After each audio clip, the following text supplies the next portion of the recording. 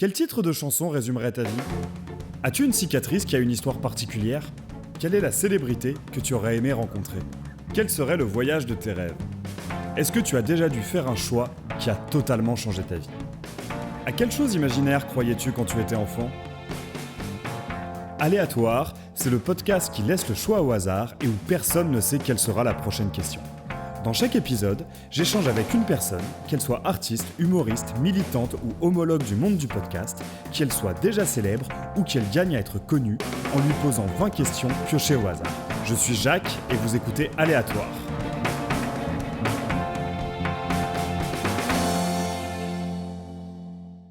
Eh ben écoute, on est prêt ? Yes, ouais, carrément. Eh ben, let's carrément. go. Bien bonjour à toutes et à tous, chers auditeurs et auditrices d'Aléatoire. Je suis très heureux de vous retrouver pour un nouvel épisode. Un épisode en compagnie d'une personne qui m'avait été recommandée il y a assez longtemps, mine de rien, vu que c'était Clément Arnoux de Nord-Belgrade qui me l'avait recommandé il y a plus d'un an à peu près. Il s'agit de Gaël. Salut Gaël. Salut. Merci d'avoir accepté mon invitation, qui se fait en plus un peu à l'improviste, cet grave. enregistrement. On s'est, pour la petite histoire, on s'est croisés c'était jeudi ? Mercredi soir, dernier. Mercredi soir, c'était ça. Mercredi 30 août au super concert familial donc où tu jouais avec ton projet Josie Bazar, dont on va parler d'ici quelques instants, Bleu Rennes, que vous avez déjà entendu, et Nord-Belgrade. Donc on était vraiment sur quelque chose de très aléatoire comme concert. Je suis très déçu qu'il ne m'ait pas proposé un partenariat médiatique, même si je vois pas du tout ce que j'aurais pu faire. Donc les auditeurs et auditrices l'ont deviné, Gaël, t'es musicien. Ouais, c'est ça. T'as 2 projets en activité à l'heure actuelle. Donc, si je dis pas de bêtises, le premier et le plus ancien, c'est Two Pan Heads. C'est ça, c'est le premier. Le premier, ouais. ton tout premier projet, donc avec qui vous avez déjà sorti 5 projets. En tout cas, il y a 5 projets sur le Bandcamp. Oui, alors il y a 5 projets avec un single en plus. Donc, je crois qu'en termes phonographiques, je crois qu'il y a 5 titres et un album. Ok. Officiellement, c'est ça. Donc, on va plus dire 3 pour le moment. Oui, je crois que c'est 3. Oui, parce qu'il y a un album de remix aussi, sur lequel justement Clément dans Belgrade avait travaillé avec nous. Oui, c'est ça. On va rester sur 4, on va dire. Sur 4. Alors, ça existe depuis combien de temps, Two Pan Heads ? Alors, ça existe depuis... moi, je le note à janvier 2018. 2018, ça existe. Moi, avant ça, j'étais à l'étranger. Et puis surtout, c'est un peu le projet de Grand Amour, parce que c'est un projet de duo avec mon meilleur pote qui s'appelle Rod, qui lui a son projet s'appelant Rodorama. En fait, moi, j'étais à l'étranger à l'époque. Rod m'a rejoint pour me voir. J'étais en Chine. Je faisais de la musique avec lui depuis le lycée. On faisait ça dans notre chambre, comme la plupart de nous artistes, quoi. On a continué à composer à distance quand j'habitais là-bas, et suite à ça, moi je me suis dit ça va 5 minutes, je le rejoins. Lui, il habitait dans les environs de Paris à l'époque, en Seine-et-Marne, et je suis venu le rejoindre pour concrétiser ça, et savoir comment on fait un disque, savoir comment est-ce qu'on joue, tout ça, quoi.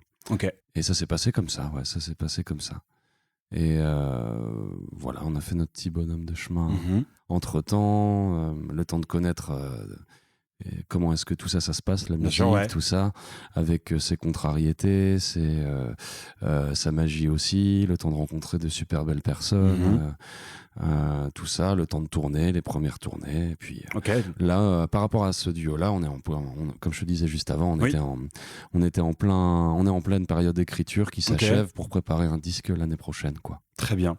Alors, j'ai d'autres questions à te poser sur Two Pan Heads et sur Josie Bazar, mais avant ça, je vais te poser des questions pour remonter encore un peu plus loin dans le temps sur ton rapport à la musique en général. Genre, comment est-ce que tu as commencé la musique ? Est-ce que déjà tu as grandi dans un foyer qui était très musical ? Alors, oui et non. Familialement, on va dire que tout ce qui est parents et tout, à part une consommation de musique comme on le connaît tous, avec les vinyles des parents et tout, j'avais pas forcément de berceau, mais par contre, la musique, sans que j'ai reçu d'éducation musicale ou quoi, je l'ai toujours ressenti et un minimum pratiqué. Mon frère était passionné de métal, mais genre vraiment heavy metal, assez bien niché, quoi. Et lui était guitariste. Et on faisait de la musique dans notre chambre depuis que je suis tout gamin, quoi. Ok, d'accord. Moi, je chopais la basse à l'époque, et puis et il m'apprenait des tricks, et puis je les faisais. Et du coup, suite à ça, j'ai toujours aimé faire de la musique avec les copains, mais vraiment depuis gamin, quoi. Depuis tout gamin. Ça s'est fait de manière assez naturelle finalement. D'accord. Et puis en termes de consommation, la musique, c'était vraiment quelque chose qui m'a toujours porté. Pour moi, la musique reste toujours liée à des images de vécu, que ce soit de la variété ou un disque assez obscur de musique de niche. Enfin, pour moi, une musique, c'est une image, c'est un souvenir, c'est voilà, les trajets en voiture avec ses parents, bien sûr. Rythmé par Paul Naref, ce genre de choses. Enfin, voilà, il y a une espèce d'omniprésence et voilà, un truc assez naturel en fait. Ouais. Et du coup, vu que tu as commencé donc gamin, ado avec ton frère et ensuite avec tes potes, donc le premier instrument sur lequel tu as joué, c'est de la basse? Ouais, vraiment, oui. Parce que je m'en souviens, c'était soit basse, soit percussion, quoi. Tu vois, taper sur des trucs, c'est le truc le plus universel et le plus intuitif qu'on ait. Du coup, ça devait peut-être être ça avant même la basse. Ok, d'accord. La basse, c'était vraiment voilà, pour suivre un petit peu le chemin des instruments à cordes que mon frère avait déjà un petit peu exploité, quoi, à l'époque. Ok. Ouais.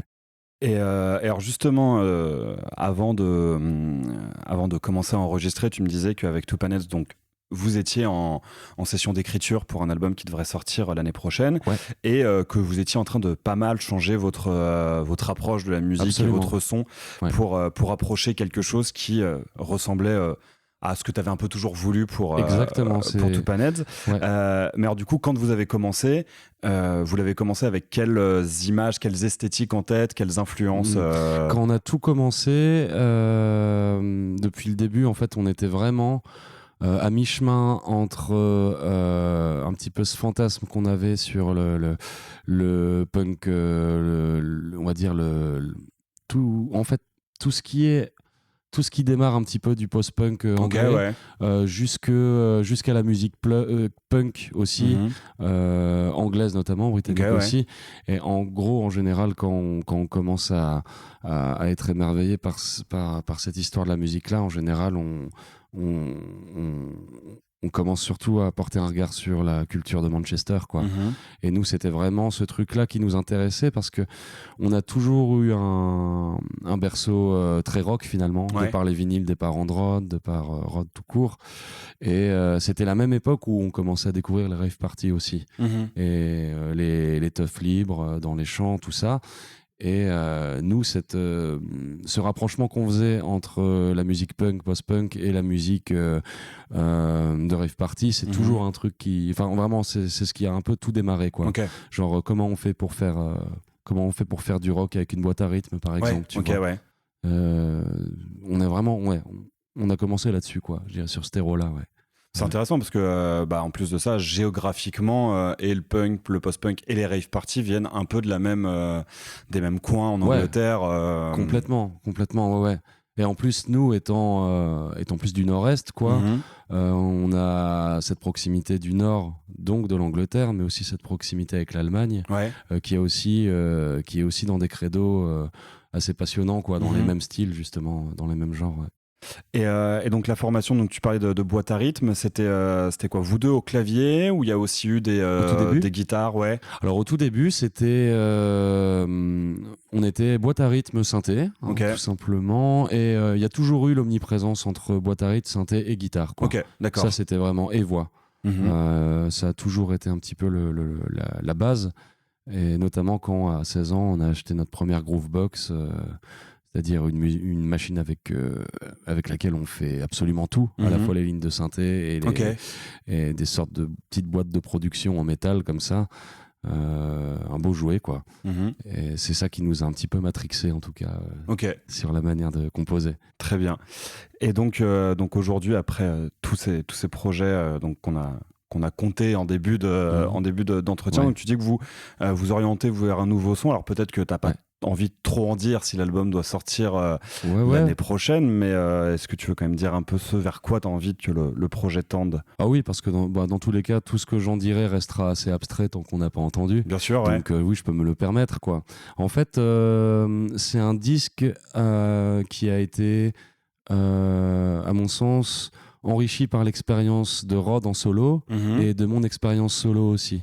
C'est-à-dire que après les dernières dates qu'on ait fait, on a un peu mis un stop. On avait déjà l'impression de ressasser un live et du coup d'être dans une contrainte qui nous concernait pas spécialement, parce qu'on n'a pas la contrainte de dépendre d'une boîte de production ou de quoi que ce soit.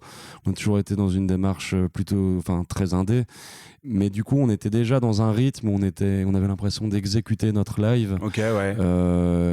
Et moi, j'étais un peu fatigué que ça. Et on s'est dit, tiens, on reprend tout à zéro. On reprend tout à zéro, et le temps de tout reprendre à zéro et de continuer à faire de la zik ensemble, mais de développer chacun nos formations respectives. On est venus tous les deux avec des nouvelles manières de faire. Rod, par exemple, qui est vraiment un rat de laboratoire en termes de boîte à rythme, de machines et de programmation. Moi qui explore d'autres énergies ou d'autres trucs. Et finalement, par conciliation, on s'est dit comment est-ce qu'on aimerait travailler. Par exemple, on va travailler sans ordinateur. Par exemple, celle-là, c'était une première, par exemple. Donc, c'est-à-dire qu'on va travailler avec des machines qui seront complètement en stand-alone. C'est-à-dire que le morceau commence, on met play, il finit. Tant qu'on n'a pas mis stop, il continue. Donc tout est joué en live, tout est bouclé, les guitares sont bouclées, le chant va être très très minimal, et moi, en ce qui me concerne, ça me permet de me rapprocher à des références que j'idolâtre depuis des années, comme musique très très froide à la Fat Gadget, un peu ces trucs, post-punk, mais musique industrielle, ce genre de choses, très très caverneux et tout, avec en guise de texte 3 mots qui vont être prononcés en anglais, en allemand, en japonais. Voilà, on se donne plus trop de limites. Et surtout, c'est un disque qui nous permet de concilier nos amours pour un certain versant de la musique électronique, ce type d'électro très progressive, très, très, très hypnotique finalement.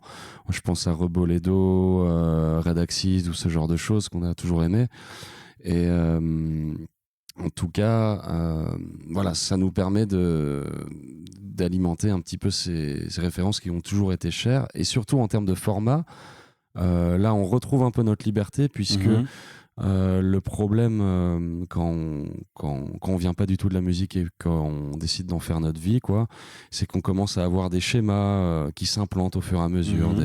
C'est quoi réussir, par exemple, la réussite commerciale, la réussite du point de vue de la validation des pairs. Qu'est-ce qui importe le plus dans tout ça? Et nous, à force d'avoir un peu touché, on s'est un petit peu touché à tout comme ça, on s'est un petit peu perdu. Et là, on se dit, écoute, on va sortir un truc qui nous correspond à ce moment-là.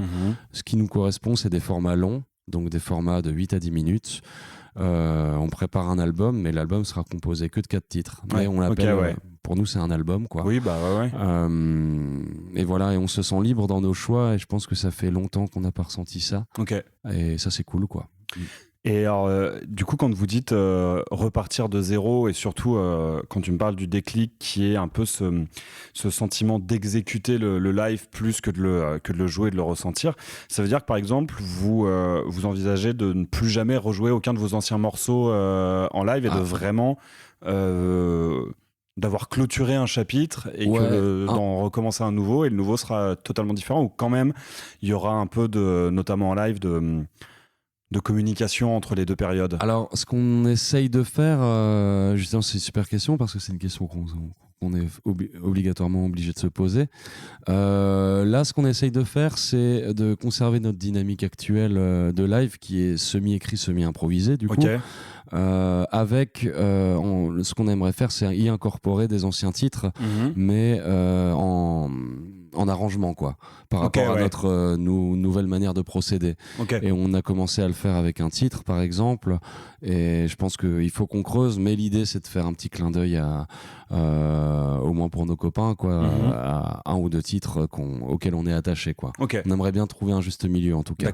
Mais la plupart des anciens titres vont être forcément éradiqués.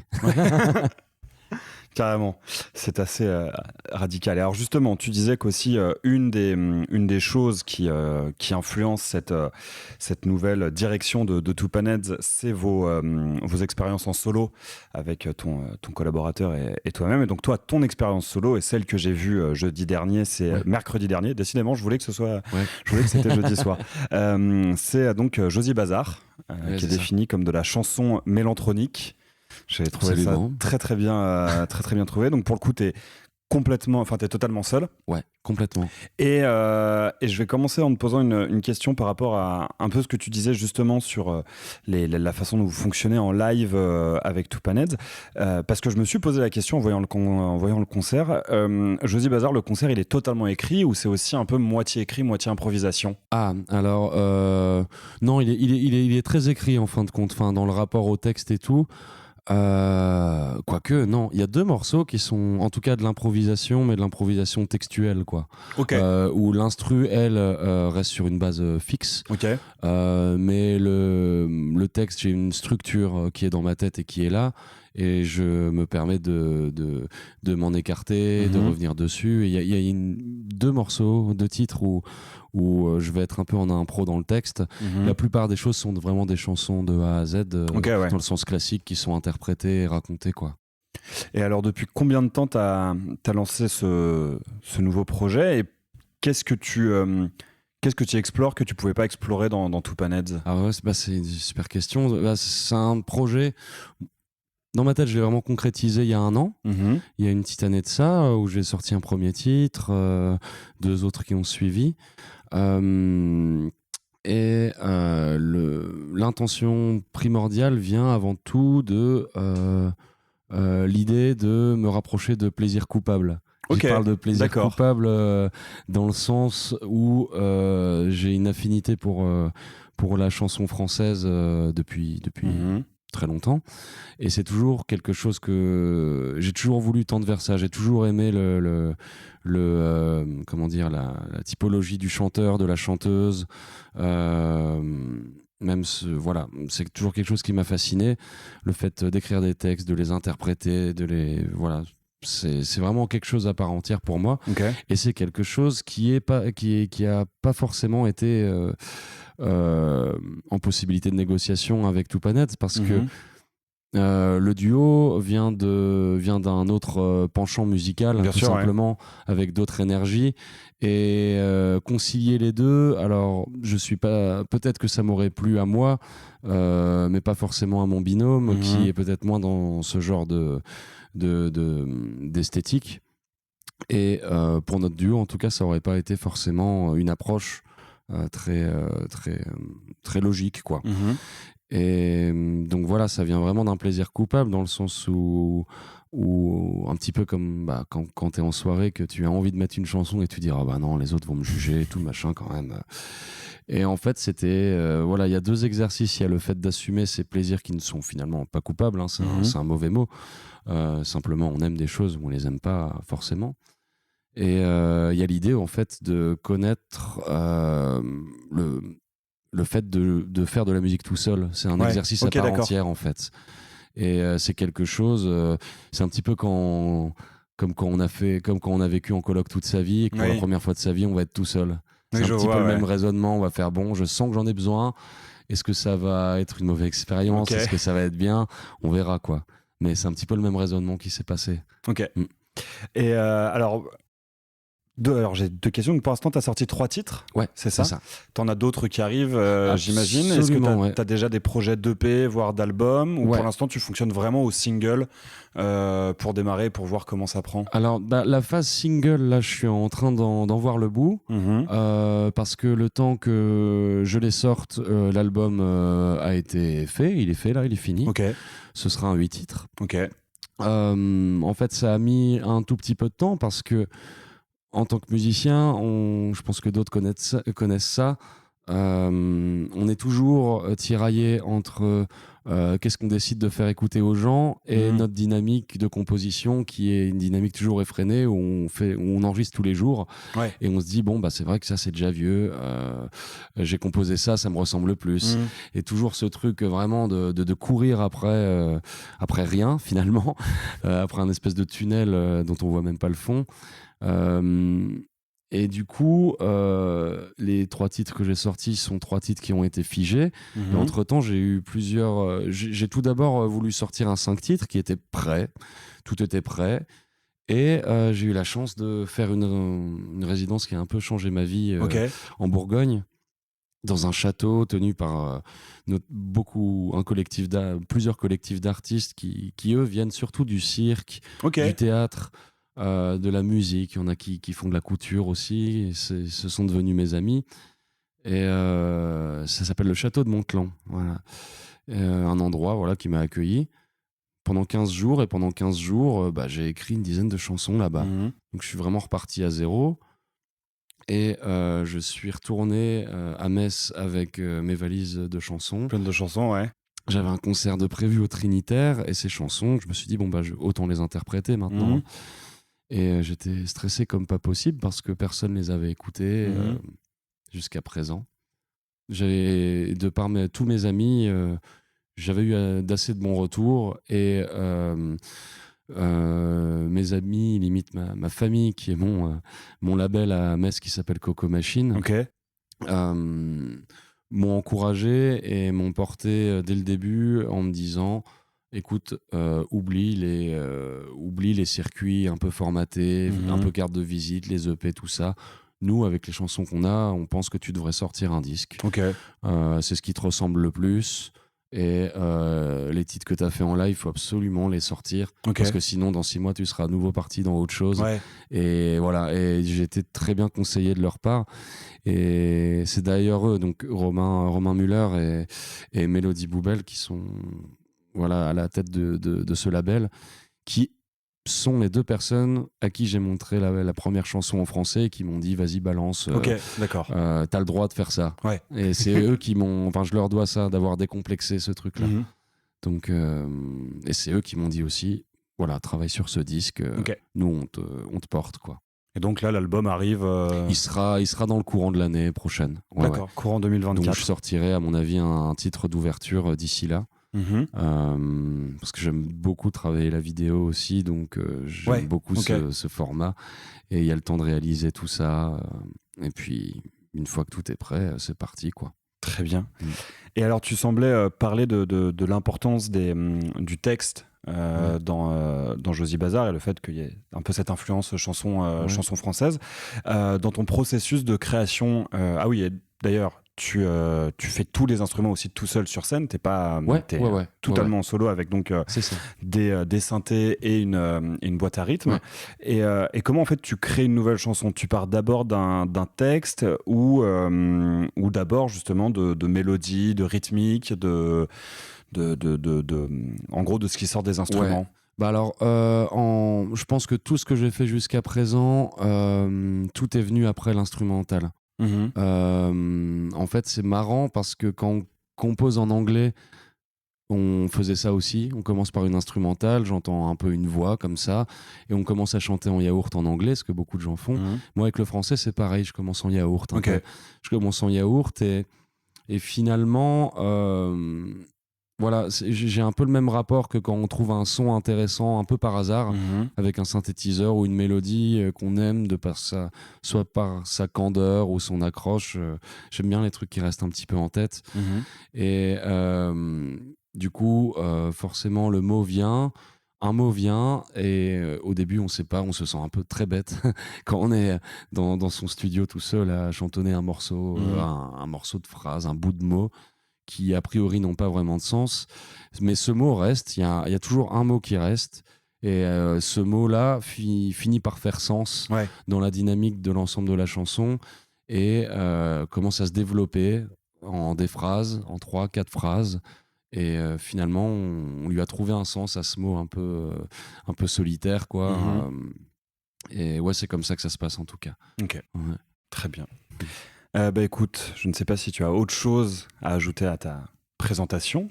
Bah, je crois qu'on a fait un bon petit tour. On a Hein. fait un bon petit tour, puis de toute façon, Ouais. on va en découvrir d'autres avec Bah ouais, c'est ça. avec Ouais. la boîte à questions. Mais avant ça, je vais poser une question qui, je le sais, ne sortira pas vu qu'elle est sortie lors l'un des 2 derniers épisodes et que je mets les questions de côté pour qu'elles évitent de sortir trop souvent. Mais au vu de ce que tu as dit, donc notamment sur les plaisirs coupables, je ne pouvais pas m'empêcher de la poser. Est-ce qu'il y a une chanson un peu honteuse que tu aimes bien écouter? Ah là là là là. Oh là là là. Alors, bah finalement, toutes les chansons avant que j'assumais pas, maintenant je les reconnais comme des grandes chansons. Mhm. Donc j'ai de moins en moins de plaisir coupable. Oh là là. Mais alors j'en ai forcément. Il y en a une qui est deep. Je crois que c'est une chanson pour enfants, mais que je suis très content d'entendre. Mais je la trouverai pas là. Ah, qu'est-ce que je... C'est dur, c'est bizarrement d'avoir moins en moins honte. On a moins... On les identifie moins. Ouais, c'est ça. Attends, il me faut un peu le temps. Vas-y. Donc je t'imagine... j'imagine... tu peux déduire mon niveau en blind test. Un peu. Ah, allez. Tu pensais à quoi? Bon, j'allais dire Banana Split, mais Ouais. je pense que c'est une chanson voilà, que beaucoup de gens affectionnent. Et j'ai pas honte de le dire ça. Une que t'oserais pas mettre en soirée si t'es avec tes potes, quoi. Ouais, c'est ça. En fait, j'ai fait beaucoup de coming out, quoi. Tu vois, c'est un peu le problème. Récemment, tu t'es libéré de toute honte c'est et du ça, coup... complètement, quoi. Oui, mais il y en a que je mets aussi pour faire rire les copains, tu vois. Du genre. Je pense que c'est son seul single, hein, mais je pense qu'il y a un single de Gérard Jugnot qui s'appelle... Ah oui, l'an 1999. Bah oui, c'est ça. Ah bah oui, Allez, grand tu moment. vois, mais c'est pareil, le remix des Visiteurs, tout ça, c'est des choses que je mets pour agacer mes copains. Hein, Ouais, ça rentre. Ça peut rentrer dedans. Ouais, tu vois, attends. Ouais, non, je pense que dans le lot, il y a peut-être du Plastique Bertrand. Ouais. Peut-être du Plastique Bertrand à l'ère de la new beat belge, quoi. Mhm. Danse sur le beat de Plastique Bertrand, peut-être. Ok. Voilà. Très Là, il y a bien. un entre-deux où les gens vont vraiment me regarder bizarrement parce qu'ils savent pas si c'est une blague. Si t'es sérieux ou si tu, Ouais. Du ou si coup, tu trolls c'est ça. la soirée. Bah ouais, du coup, Bah, on va écoute. dire danse sur le beat de Plastique Bertrand. On va dire ça. Mais c'est François Junot, pas Gérard Jugnot. Ah oui, non, je parlais vraiment de Gérard Jugnot. C'était vraiment ce Gérard Jugnot là, ouais. Bah attends, Gérard Jugnot, il a l'acteur. Ouais. Mais c'est pas lui qui fait l'an 1999. Mais je pensais que ce dont tu parlais était Ah, ok, sorti d'accord. en 99, donc j'ai acquiescé en mode oui, c'est ça, mais je pense que c'est sorti bien plus tôt. Je crois que c'est quand Lavillier avait sorti Ghetto et tout. Ok. Il avait complètement pompé l'instru, je pense. Ok, C'était d'accord. vraiment cet instru un peu reggae, où il fait que des contrepétries très malaisantes. Ah, bah on parle pas du tout de la même chose alors. Oui. Ok. Ah oui, non, d'accord. Ouais, non, je Mais- parlais vraiment de Gérard Jugnot. Je te laisserai voir la pochette du disque. Ok, qui est, bah, j'irai voir ça. Mais tu vois pas ce ouais. que c'est du coup François Non, Junot non, en non, pas du tout. 1999? Bah pareil, c'est un mec qui a sorti un seul single, sauf que lui il n'a pas fait de cinéma à côté, donc il Ouais, n'est pas du ouais, tout ouais. connu. Et a une voix très nasillarde D'accord. sur une sonorité un peu cheap. Le truc est sorti en 79. Ok, ça risque de me plaire, ça. Et c'est assez particulier. Ouais, ok. Et il se trouve qu'il y a quelques autres morceaux de lui sur Internet, mais la grande théorie, c'est est-ce que c'est vraiment des morceaux de lui ou est-ce que, comme c'est devenu un truc un peu culte sur les internets, Ouais. des gens ont copié le... Ah ouais, ok. Je pensais que tu allais dire est-ce que c'est un producteur qui a pris Ouais. le truc en main et qui a fait figurer un chanteur dessus? Bah, la Plastique Bertrand, justement. Ouais. Donc, Enfin, c'était écoute, la belle époque. Je te montrerai ça, tu verras. C'est, Ouais. pour les soirées J'en YouTube suis. entre potes, c'est un grand moment. Trop bien. Et alors, la première question tirée va être penses-tu être un bon ami? Et on commence tout de suite par quelque chose d'assez deep. Eh bah ouais, je pense être un bon ami. Je l'espère plus que je le pense, Mhm. mais je pense être un bon ami. Ouais. Avec ses défauts. Bien sûr. Dans le sens où voilà, si un autre ami va pas bien, je vais agir en fonction, mais pas forcément Oula, je risque de m'écarter un petit peu. Non, je bah, pense être écarte-toi. je pense être un bon ami, surtout envers les gens qui m'aiment pas trop. Ok, c'est-à-dire. Non, bah, parce que je crois que si certaines personnes vont pas forcément pouvoir me sentir, moi, je crois que j'aime à peu près tout le monde Ouais. que je Ok. rencontre. Donc, c'est en ça que ouais, je pense être Que tu un penses bon être ami. un bon, Ouais. un bon ami. Mm. Alors, es-tu quelqu'un d'audacieux? Waouh, audacieux. Non, Non? je pense pas. Comment est-ce que tu définirais l'audace? C'est quoi ça finalement? C'est un mélange entre l'ambition et la prise de risque. C'est rendre sa copie de philo blanche en disant c'est ça. Je crois que j'ai toujours voulu être audacieux, que j'ai Ouais. toujours admiré l'audace et les gens audacieux, mais je ne pense pas. Mais oui, non, je pense que l'audace, c'est. Ouais, c'est vrai, comment je définirais l'audace? C'est un mélange entre culot et ambition, Ouais, peut-être. c'est ça. Je dirais qu'il y a un côté faire des choses courageuses et le faire avec une forme de panache, mais qui peut virer au m'as-tu vu. Donc, Ouais. Oui, un petit peu. Entre la provocation ouais, et... il y a un peu cette idée de provocation ouais, dans ouais, l'audace. Ben non, mais je crois que ouais, en effet, je pense que j'aime beaucoup les gens audacieux Mhm. et que j'en ai rencontré beaucoup et c'est en ça que je peux pas mentir. Je pense pas être audacieux Ouais. du coup, en pensant à eux ou à elles, à Yels. Ou à Yale. Oui, tiens, on s'était fait la remarque avec ma copine que durant ton concert, tu parlais des copains et des copaines, mais pas des copines. Et on était en mode, bah alors, Ouais. il y a que les Non, hommes et les je me personnes suis- non binaires qui sont les bienvenus, et les femmes peuvent Mais aller en se faire fait, voir. c'est vrai que j'ai pas mal de lacunes dans ces typologies de langage-là. En fait, j'aurais aimé dire tout simplement Copen, Mhm. dans le sens où moi je pensais que Copen c'était vraiment le tout le monde. Oui, bah oui, en plus Tu c'est vois, ça, ouais. quelles que soient les questions de genre donc c'est super que tu aies remarqué ça. Parce que je me suis dit, merde. Je me suis dit, ah non, putain, je voulais pas dire ça. Si j'étais resté sur mon intention de base, j'aurais simplement dit Copen. Oui.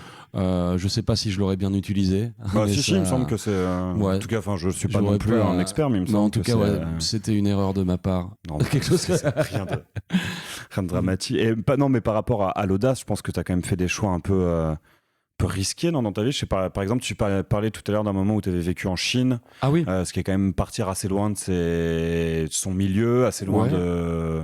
C'était pour tes études d'ailleurs? C'est parti. J'y serais pas parti sans qu'il ne soit question d'études, ça c'est sûr. Moi, j'étais aux Beaux-Arts de Nancy. Ok. J'ai fait 5 ans là-bas. Je savais vraiment pas quoi foutre quand on m'a demandé de faire un stage en 4e année. Et on m'a proposé, bah, tu peux aller en Chine, il y a un petit programme de recherche, ça dure Ok. 3 mois, c'est OK. J'y suis allé. J'y suis allé avec quelques économies. J'ai été assez fasciné parce que c'était à Shanghai. C'est pas, enfin, c'est presque un pays en soi, quoi. C'est l'empire capital, quoi, par expérience, hein, le portefeuille de la Chine. J'y suis allé là, je suis revenu de ces expériences, j'ai passé mon diplôme en France et j'ai passé un dossier pour faire un programme de recherche là-bas qui devait durer 9 mois. Et finalement, ça a duré 3 ans. Ok, d'accord. Enfin, 3 ans où j'étais plus livré à moi-même, on va dire. Après, pour en revenir sur l'audace, que ce soit le rapport à la musique, le rapport à partir un petit peu à l'étranger, justement, je pense que tous ces choix-là que j'ai pu faire sont tous sauf bizarrement, étrangement, sont tous sauf des choix audacieux. Ok. C'est finalement c'est des choses qui m'ont été proposées et finalement je me suis rué dessus sans forcément me poser la question de pourquoi je le faisais en m'écoutant. Mais c'est une forme d'audace, du coup, je trouve. Ouais, peut-être, mais j'aurais du mal à le voir comme ça parce que pour moi, en tout cas, j'ai jamais ressenti de trucs liés, enfin de sentiments liés à l'inconfort. J'y allais, j'ai pu y aller. sans trop me poser de questions. Peut-être qu'il y a une audace inassumée, peut-être, mais en tout cas, en fait, voilà, je suis par exemple, je suis un très mauvais voyageur. C'est-à-dire Ben, s'il y a une manière de voyager, en tout cas dans on va dire l'idée qu'on se fait d'un bon voyageur, je pense que je coche vraiment aucune des cases. Par exemple, en Chine, quand j'y suis allé la première fois, par exemple, je suis pas parti forcément tout seul. J'étais accompagné de quelques copains, quelques copaines. Enlever le copain. Et finalement, je partais un petit peu en colonie de vacances, quoi. Après, je me suis fait des amis sur place, donc rester en Chine, pour moi, c'était assez confortable. Ok, ouais. Après, on va dire... non, pourquoi je te raconte tout ça? C'était par rapport à l'audace. Non, peut-être que tu voulais dire que t'es jamais parti en voyage avec personne qui t'attendait, personne qui t'accompagnait. Ouais, alors voilà, justement, ça m'est arrivé quelques fois parce qu'en restant 3 ans en Chine, j'avais pas forcément un visa qui me permettait d'y rester 10 ans sans bouger de pays pour refaire un visa. Ok, ouais. J'avais une sorte de visa travail, mi-travail, mi-machin un peu bricolé, comme beaucoup connaissent, quoi. Du coup, tous les 3 mois, j'ai été invité à partir de Chine juste en aller-retour, juste pour quitter le territoire, pour que mon visa, je pouvais faire un aller-retour en avion et c'était ok. D'accord. Je me suis dit pourquoi pas en profiter pour aller voir ailleurs.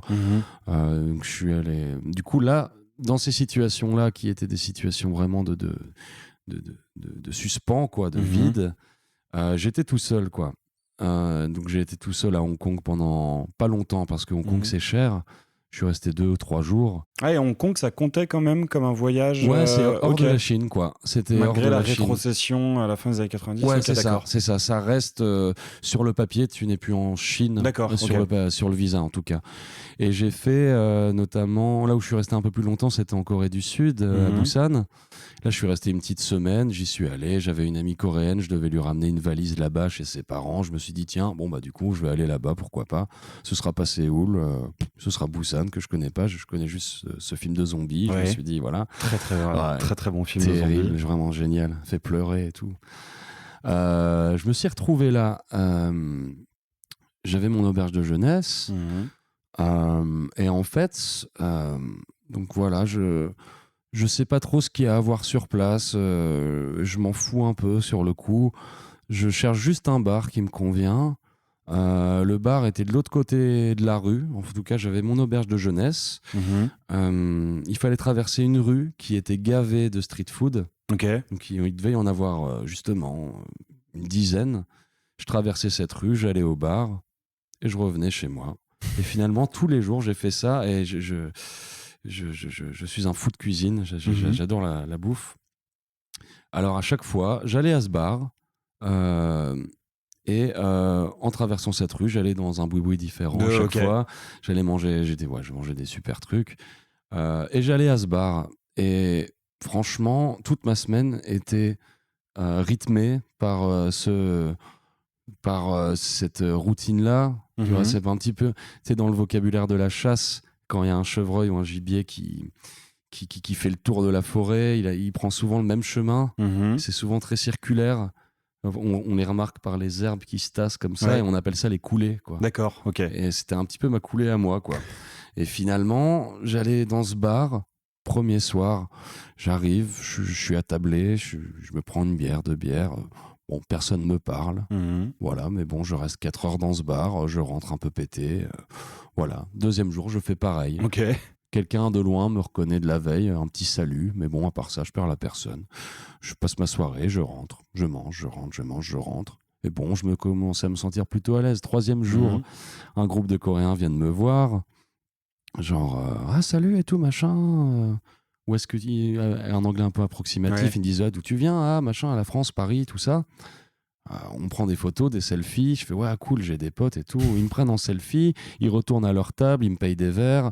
Je fais ah trop cool, je me retrouve avec des mojitos, des trucs. Et puis ils me disent bon salut. Et ils vont à la table d'à côté. Moi je me retrouve tout seul avec mon mojito. Et à un moment donné, je vais les voir un peu en manque d'amitié. Je dis ça au fait et tout machin. Et là ils me sortent. Désolé mais on est entre Coréens là, on voudrait pas te mettre mal à l'aise en parlant coréen. Du coup reste de ton côté, on passe notre soirée ensemble, quoi. Ils m'ont envoyé chier. Voilà. Ah, ça a le mérite d'être clair. Tu vois, oui, c'est ça.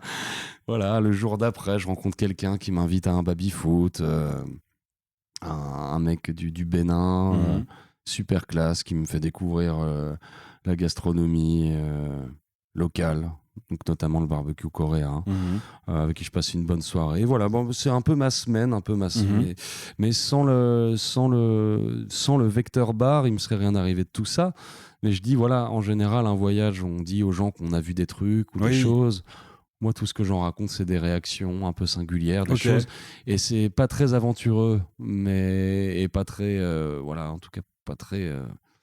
on va dire sportif dans l'esprit de voyage. C'est pour ça j'aime bien l'idée du mauvais voyageur, quoi. Mais alors, est-ce que dans cette société ultra consumériste qui nous pousse à faire le maximum de choses possibles lors d'un voyage, ce n'est pas justement l'audace que de partir en Corée du Sud à Busan et d'avoir une petite semaine tranquille, rythmée par les passages dans un bar? Et dans ce cas-là, franchement, à partir d'aujourd'hui, je pourrais dire que peut-être je suis quelqu'un d'audacieux. Formidable. Avec un peu de recul, je te remercie pour ça. J'appellerai cet épisode peut-être suis-je quelqu'un d'audacieux. Ça me va très bien. As-tu une phobie? Alors, je pense que oui. Laquelle donc? J'ai guéri ma phobie des araignées il n'y a pas longtemps en regardant une dans les yeux que j'avais chopée dans un bocal, que j'ai été éduqué comme beaucoup de gens avec un papa qui lattait les araignées au plafond, un coup de pantoufle. Et moi, un coup, ma femme m'a dit, machin, bon, je pars au boulot, par contre, il y a une grosse araignée dans la salle de bain. J'en avais jamais vu une comme ça à Metz, dans ma vie. Du coup, je lui ai promis, je vais pas la tuer. J'ai pris un pot de confiture, j'ai mis un sous-boc, et à un moment, je l'ai prise en face de moi, j'ai regardé dans ses yeux, je crois que ça a plein de yeux, et je me suis dit, c'est vrai que c'est pas si terrifiant. Et j'ai guéri maintenant, je suis copain avec les araignées. On a même une araignée de compagnie. Parfait. Qui a tissé sa toile au-dessus du bureau. Bref, ma phobie. Ah, j'en ai... C'est marrant, j'ai envie de redéfinir tous les mots. Tu vois, la peur du vide n'est pas forcément une phobie. Ça dépend. Est-ce que si on te met en haut d'une falaise, tu fais une syncope? Je suis pas loin, je pense. Ouais, je pense que je suis pas loin. Peut-être la peur du vide. Je suis pas très à l'aise. On est assez proche de la phobie quand même. Je pense que par exemple, alors il y a un truc que je me suis toujours dit, mais alors ça, jamais. Ma phobie, ce serait de ne pas avoir le choix que de faire une séance de saut à l'élastique, quoi. Ok. Voilà, je pense que je suis saut à l'élasticophobe. Très bien. Vraiment. Ça, c'est un truc. Même tu me proposes d'être millionnaire, je le fais pas. Jamais. Jamais. C'est vraiment un truc qui te. Non, je comprends pas. Ça, okay. Donc, le fait de se jeter dans le vide. Ah non. Ok. Non. Et à côté de ça, t'es confortable en avion. L'avion, ça va, c'est cool. Oui, ça va. Ok, mais c'est vrai, le fait d'être relié, peut-être. Oui, et surtout de ne pas être seul. Hein. Quoi. Oui. Sauf dans un jet privé, j'aurais peur. Mais non, je pense que l'avion, c'est très cool. Okay. Après, ça m'est arrivé quand il tremblote. Je suis pas bien, mais je pense, c'est assez banal. Mais la phobie du saut à l'élastique, non mais c'est première fois que je l'entends et en même temps je trouve ça assez logique. Oui, finalement. Comme peur. Et en plus de ça, tu viens de donner le remède pour ne plus avoir peur des araignées. Donc, c'est ça, faut la regarder dans ses yeux. je la transmettrai à quelques personnes. Dans 100 ans, qu'aimerais-tu que les gens retiennent de toi? Un plat que je leur aurais cuisiné. Alors je ne sais pas lequel, mais... Ah bah non, tu peux pas... j'ai même pas le droit de prévoir ça, quoi. Mais je pense que dans 100 ans, si on me dit, franchement, j'ai mangé les meilleurs harengs pommes à l'huile de ma vie, c'était chez lui, c'était il y a 100 ans. Là, je pense que T'es content? Oui, je serais content d'avoir... passer l'arme à gauche, quoi. Parce que tu disais que t'étais un fou de cuisine, donc toi-même tu cuisines beaucoup. Ouais. Et alors c'est quoi un peu on va dire tes recettes refuges, genre où tu sais que tu les maîtrises, et si tu dois faire plaisir ou enfin c'est faire plaisir ou un peu impressionner quelqu'un en cuisine, tu vas te dire allez je fais ça parce que je maîtrise et que c'est quand même bien bon. Ouais, bah justement, je suis très périodique quand j'essaye. En fait, j'adore l'idée de revoir des bases de cuisine. J'adore ça, donc les plats bien français qu'on connaît. J'aime bien me dire, tiens, c'est marrant, on m'a toujours dit que, par exemple, tu vois, on m'a toujours dit, moi, mon plat préféré, c'est le bourguignon, blabla. Je me suis dit, mais c'est pas possible, j'en ai jamais mangé un bon dans ma vie, en fait, c'est parce que je trouve pas ça dingue, de par le choix des morceaux, de tout ça. Du coup, je me dis, mais comment je peux le faire avec, par exemple, pour que ça me plaise à moi. Et je peux y passer une semaine, genre j'en fais tous les jours. Ah ouais, ou alors je le fais vraiment en confire pendant 1 ou 2 jours. Les plats confits, c'est vraiment quelque chose d'incroyable. Ce qui est bien, c'est qu'en plus, on peut même satisfaire les gens qui mangent pas de viande avec ça. Bien sûr. Dès l'instant où ça confie. Mais un plat phare, bah du coup, enfin, moi j'ai mes petits tricks, quoi. Par exemple, si je fais un bourguignon, qu'on me demande un bourguignon, donc je vais bien le faire avec le plat en céramique dans le four pour bien que ça confise et tout. Et je déteste les morceaux de viande ingrats, cartilagineux et tout machin. Alors je me dis, il y a un bout de viande qui est vraiment pas cher, que tout le monde peut faire et qui est exceptionnel, c'est la joue par exemple, quoi. Ok. Donc voilà. Moi, c'est vraiment pas cher la joue ? Ah ouais, vraiment pas. Okay. Vraiment pas. Moi, ça m'a permis de bien manger 1 fois par mois ou 2 fois par mois en étant étudiant, en faisant des plats de roi, quoi. Ok. Vraiment. Alors après, voilà. Qu'est-ce que... En fait, ce que j'aime bien faire, c'est proposer un plat très simple, mais où j'aurai plein de préparations qui feront un peu que, voilà, quand je parle de hareng pomme à l'huile, par exemple, je me dis que ce sera un peu hareng pomme à l'huile, mais plus, quoi. Ouais. C'est-à-dire avec quoi je les sers en termes de comment on appelle ça, de pickles, quoi. Avec quels légumes tu fais tes pickles, avec quel vinaigre tu les fais mariner, tout ça. Comment est-ce que tu fais monter soit une crème légère, soit une crème de soja pour la faire bien mousser avec de la nette ou de la ciboulette, tout ce genre de trucs.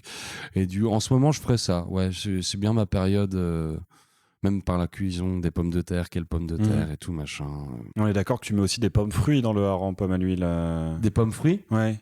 La pomme fruit, c'est ça ? Le fruit pomme. Enfin, tu mets des pommes de terre et des. Ah, il y a une recette comme ça ?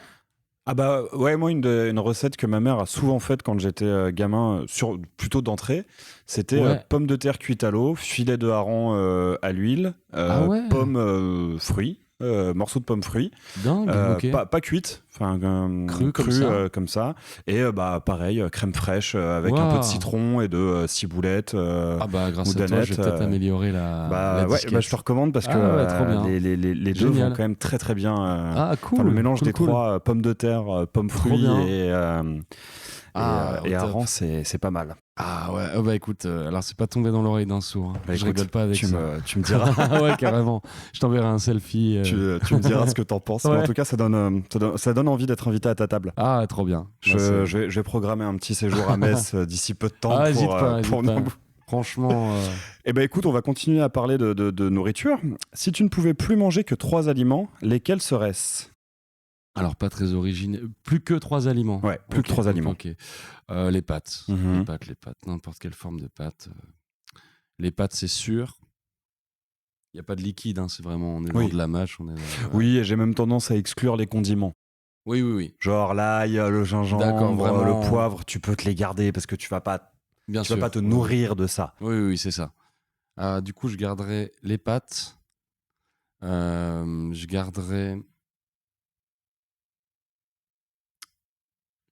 garderai la mozzarella fumée. Ah oui, c'est précis. Ouais, très précis. Ah oui, parce que ça, c'est vraiment quelque chose. Après, ça risque d'être très italien, étrangement, parce que je découvre peu à peu la cuisine italienne, c'est quand même incroyable. Je garderai ça. Ah ouais, mais ce serait le rêve. Ça, et puis la Saint-Jacques, quoi. Ok. Ah ouais, je ferais ça, je crois. Ouais. Très bien. Un peu c'est pas mal. Oui, c'est pas mal comme. Autant se mettre bien, quoi. Oui. Mais t'as pas peur d'en avoir marre, genre au bout de. Peut-être que je le regretterai. Je regretterai jamais les pâtes. Je regretterai peut-être la mozzarella fumée parce que quand même il y a moyen de s'en lasser. Il faudrait un légume ou un truc comme ça. On va rester là-dessus, je pense. On va rester là-dessus. Pas de Ouais. légumes. Ouais, non, pas de légumes. Pas de légumes. Quel est le meilleur conseil que l'on t'ait jamais donné? Ah, waouh. Le meilleur conseil qu'on m'ait jamais donné, on m'en a donné un, c'est sûr. Ah ouais, ouais, ouais, un conseil sublime. Ou en tout cas une aide. Mhm.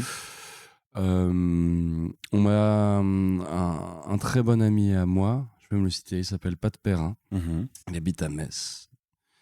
Il est quasiment messin. Euh, un jour, il m'a dit, euh, il parlait plus à une assemblée de potes quand il a dit ça, parce que certains d'entre nous n'allaient pas forcément trop bien à ce Mhm. moment-là. Et moi, j'ai retenu ce truc et franchement, je le ferai graver si je pourrais ou quoi. Je sais plus comment il l'a formulé. Mais en gros, il a dit la musique, l'art, la culture, avant 30 ans, c'est vraiment chiant. Tu vas voir que ça vaut le coup de s'accrocher parce que c'est à partir de 30 ans que les choses deviennent vraiment cool. Ok. Et bon, pour moi, c'est un super conseil parce que premièrement, c'est un conseil qui vise à dire te pose pas la question, fais les trucs Mhm. et fais en sorte que ça se passe bien pour toi. Et c'est surtout un conseil qui vise à dire c'est cool de vieillir. Ouais. Et du coup, vieillis bien comme tu souhaiterais vieillir. Et franchement, j'y ai pensé tous les matins pendant un certain temps. Et franchement, ça me file un sacré coup de main. Bah, surtout dans un domaine qui est quand même très porté sur le jeunisme.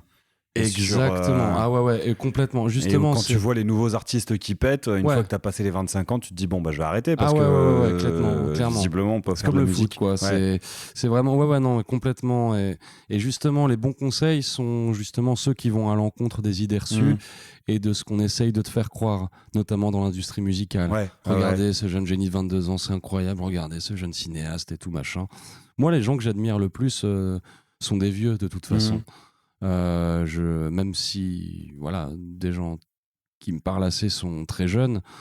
Je trouve que penser au fait tout simplement de vieillir et moi je me suis toujours dit le plus important c'est peut être voilà d'avoir un certain âge, de regarder derrière toi et te dire bon c'était pas si mal quand même, Mhm. plutôt que se dire mais qu'est-ce que j'ai foutu, enfin vraiment je pense que c'est quelque chose qui est quasiment l'ordre de l'antisystème en fait Ouais. d'être pro vieillesse quoi. Ok. Si, de toute façon, après moi je suis pas très difficile à convaincre. Je crois pas au génie, je crois pas aux artistes qui pètent comme ça. Mhm. Pour moi c'est pas. Je crois aux gens qui travaillent leur art. Je Ouais. crois à ceux qui ont le talent de s'y consacrer. Je dis bien le talent de se consacrer à leur pratique. Mhm. Parce que le talent inné, j'y crois pas, par Ah ouais. exemple. Non, non, Je non. pense pas qu'il y a des gens qui sont plus. Je pense qu'il y a des intuitions et il y a des sensibilités plus ou moins développées, mais qui finalement, je pense que c'est des choses liées à l'existence aussi, quoi. Après, bon, il y a peut-être Ouais. des choses chimiques et physiologiques, mais tout ce qui est de l'ordre du scientifique, ça me Mhm. dépasse. Mais je pense que on est avec des sensibilités plus ou moins accrues. C'est peut-être ça qu'on appelle le talent, mais pour moi, le talent, c'est la persévérance, quoi. Mhm. C'est persévérer et non pas forcément travailler, hein, parce que travailler, ça peut être un méchant mot Mhm. et un mot culpabilisant. Ah ouais. Mais ça peut. Bah, ça dépend dans quel contexte il est placé, je pense. Il y a toute une typologie de mots aujourd'hui que je trouve pas forcément bienveillante. Je pense. Mhm. Il y a beaucoup de choses qui me restent toujours en tête depuis pas longtemps, par exemple. Parler de projet. Ouais. On a du mal à parler d'autre chose que de projet quand on parle de ce qu'on fait dans la Mhm. vie, même si surtout quand c'est artistique. Mais qui est effectivement un langage très managérial. Ouais, je trouve. Je peux pas m'empêcher de me dire ça, et c'est quelque chose à laquelle j'adhère pas du tout, comme si on devait sans arrêt se légitimer de ce qu'on Mhm. fait, alors qu'en fait on est tous des éternels angoissés, comme si on se réfugie derrière ces grands mots-là qui ne nous appartiennent pas. Mais il y a plein de gens avec qui je suis pas d'accord, qui comprennent pas trop mon offuscation, hein. Mhm. Enfin, c'est juste que j'ai jamais autant entendu parler de projets que depuis les 10 dernières Ouais. années Ah là, ouais. et ça a commencé à me faire flipper un moment. Bon, bref. Et sur le travail, parce que pour moi, persévérer, il y a l'idée d'un effort. Et mais persévérer, pareil, c'est et l'effort peut-être... indique un travail. Donc, Ouais, c'est ça, ou l'effort, ou la... En fait, moi, la persévérance, pour moi, j'y vois comme un exercice qui vise à, avant tout, croire le maximum en soi mhm, et à avoir la vie qu'on désire avoir, sans forcément l'idée de s'user à quelque chose, ou de labeur, ou de machin. Pour moi, mhm. il y a l'idée de se réaliser qui prédomine tout ça, Ouais. quoi qu'on fasse. Hein. Ah, mais moi, je suis très pour qu'on se réapproprie le mot travail pour ce genre de choses. On peut aussi. Et que je trouve que justement le capitalisme et le néolibéralisme dans lequel on évolue veut nous faire croire qu'il n'y a que justement le labeur et l'emploi qui crée de la richesse et qui nous rémunère, qui doit être qualifié de travail, et que tout ce qui est fait en parallèle n'est pas du travail. Alors que un gamin qui va passer des heures et des heures à pratiquer la guitare dans sa chambre, c'est du travail. Il commence déjà à travailler, il le fait avec autant d'assiduité. Et oui, ça va pas, il n'y a pas de valeur marchande qui est créée. Et alors, c'est du travail. Exactement. Et tu vois, notamment, on a beaucoup parlé du droit à la paresse là, avec la réforme de la retraite. Le droit à l'oisiveté. Et le droit à l'oisiveté, et qui est quelque chose, effectivement, dont je pense qu'il faut parler. On a le droit de vouloir rien faire. Mais je pense aussi qu'il faut empêcher ces personnes-là la Macronie sur le chose, de s'approprier le mot travail et de leur dire non, en fait, il y a cette solution. Votre vision du travail est étriquée et biaisée. Et quelqu'un qui s'engage dans une association, c'est du travail. Quelqu'un qui va voir le psy, c'est du travail, tu vois. Donc, complètement. Je trouve que c'est un mot très noble auquel il faut pas. C'est vrai, pas leur céder. C'est la meilleure manière de réagir, je pense, parce que eux, se sont quasiment appropriés ce terme. En se basant sur des vieilles valeurs croulantes qui basent le travail sur l'effort. Enfin, tu vois, que c'est la plupart des gens qui se disent, mais en fait, le principe d'un travail, c'est que ce soit tout sauf satisfaisant pour sa vie. Et que ce soit une forme de souffrance. Qu'on doit transpirer, voilà. En fait... personne aujourd'hui, je pense qu'en tout cas pas beaucoup de gens sont pour l'esclavage. Non. Et je pense que leur vision du travail peut vite s'apparenter à ça. Et ce n'est pas le travail en fait. Oui. C'est vrai. Mais du coup, je vais dans ton sens, c'est bien dit. Je vais vachement penser à ça maintenant. À ça et aux pommes fruits et au clair. Je dois les pommes, le travail. Travailler à faire les meilleurs harengs pommes à l'huile. Y a-t-il quelque chose qui est considéré comme un luxe, mais dont tu ne pourrais pas te passer ? Alors que moi, genre un luxe que je me permets dans ma vie, que je pratique déjà et dont je ne peux pas me passer. Comme un luxe. Parce j'ai pendant longtemps tendance à me considérer comme chanceux ou quoi que ce soit, même en étant dans une situation financière pas super adaptée. On m'a à un moment donné, un moment donné dans ma vie, j'ai quand même un peu travaillé alimentairement au FRAC à Paris, et j'avais une collègue avec C'est qui quoi on le FRAC ? parlait. Fonds régionaux d'art contemporain. C'est les collections d'art contemporain publiques, quoi. Il y en a une dans chaque région. Et cette collègue, on parlait de moi mon rapport, j'ai pendant longtemps touché le chômage. J'avais un chômage à 700-800 €. Et je parlais de ça avec ma collègue. Et je me disais, voilà, enfin, moi, ma vie, je crève pas sous les ponts. Je me considère donc comme quelqu'un de chanceux vis-à-vis d'autres. Et elle m'a tout de suite engueulé. Elle m'a dit, non, il faut pas se reposer là-dessus. Il faut pas que les gens précaires se disent, mais j'ai de la chance par rapport à d'autres. Parce que tu as le droit d'être en besoin, quoi. Du coup, il y a beaucoup de choses que je considère comme un luxe, mais finalement, peut-être pas tant que ça. Mais si, bien sûr, j'en ai un. J'ai la chance par le biais de ma compagne, j'ai la chance de pouvoir passer beaucoup de temps à la campagne. Campagne, putain, je l'ai pas cherché celle-là. Entre les Vosges et l'Alsace. Alsace ou Vosges, ça dépend des écoles de pensée. Oui, ouais. Mais j'ai la chance de pouvoir m'y réfugier à peu près quand je veux. Dans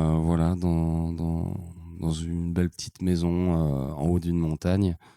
Et ouais, ça, je pense que j'ai le luxe de pouvoir profiter de ça. Et t'aurais du mal à t'en passer. Et j'aurais du mal à m'en passer parce que il y a que là-bas que j'arrive à couper de tout, quoi. Ok, ouais. Voilà. Même en foutant rien en une journée, si mon studio est à côté, je cogite là-bas. Ouais. J'arrive, je ferme les yeux et je dors 26 heures. Ok. Il y a que là-bas que ça arrive. Ouais. Et tu fais des randonnées Même pas, je Même crois. pas, d'accord.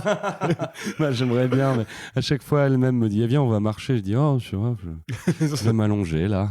Et je vais lire ce Tintin là, il est très bien, cette bande dessinée. Quelle est la célébrité que tu aurais aimé rencontrer? Que j'aurais aimé. Ça revient à la question de tout à l'heure, qui serait encore en vie aujourd'hui ou qui est... Bah là, pour le coup, ça sous-entend un peu que c'est mort et que la ça personne est n'arrivera morte. jamais. Ouais. Alors, faut que j'en choisisse une. Ah, s'il y en a deux qui viennent, prends les deux. Hein. Je suis obligé de... Et pareil, si la personne que tu as le plus envie de rencontrer est toujours vivante, on prend aussi. Ouais. Bah, j'aurais vraiment... Je vais parler malheureusement de 2 personnes défuntes parce qu'en plus, je crois que ça s'est passé un peu dans la même période et ça m'a vraiment, vraiment blessé. C'est la première fois de ma vie. Je crois que j'aurais adoré rencontrer Arnaud, mais vraiment, vraiment beaucoup. Genre, même une soirée malaisante où tu sais pas trop pourquoi t'es là en face de lui. Mais je sais pas, j'aurais capté un truc hyper simple, je pense, que j'aurais aimé vivre ou j'aurais adoré, je sais pas. J'aurais bien aimé croiser son regard, même tu vois, à l'autre bout d'un bar ou quoi. Il y aurait lui et notre tonton à tous ceux de ma génération, je pense, qui est Jean-Pierre Bacry. Ok, ouais. Je pense que ouais, c'était vraiment les deux qui m'ont tué. À ça je fais, ouais.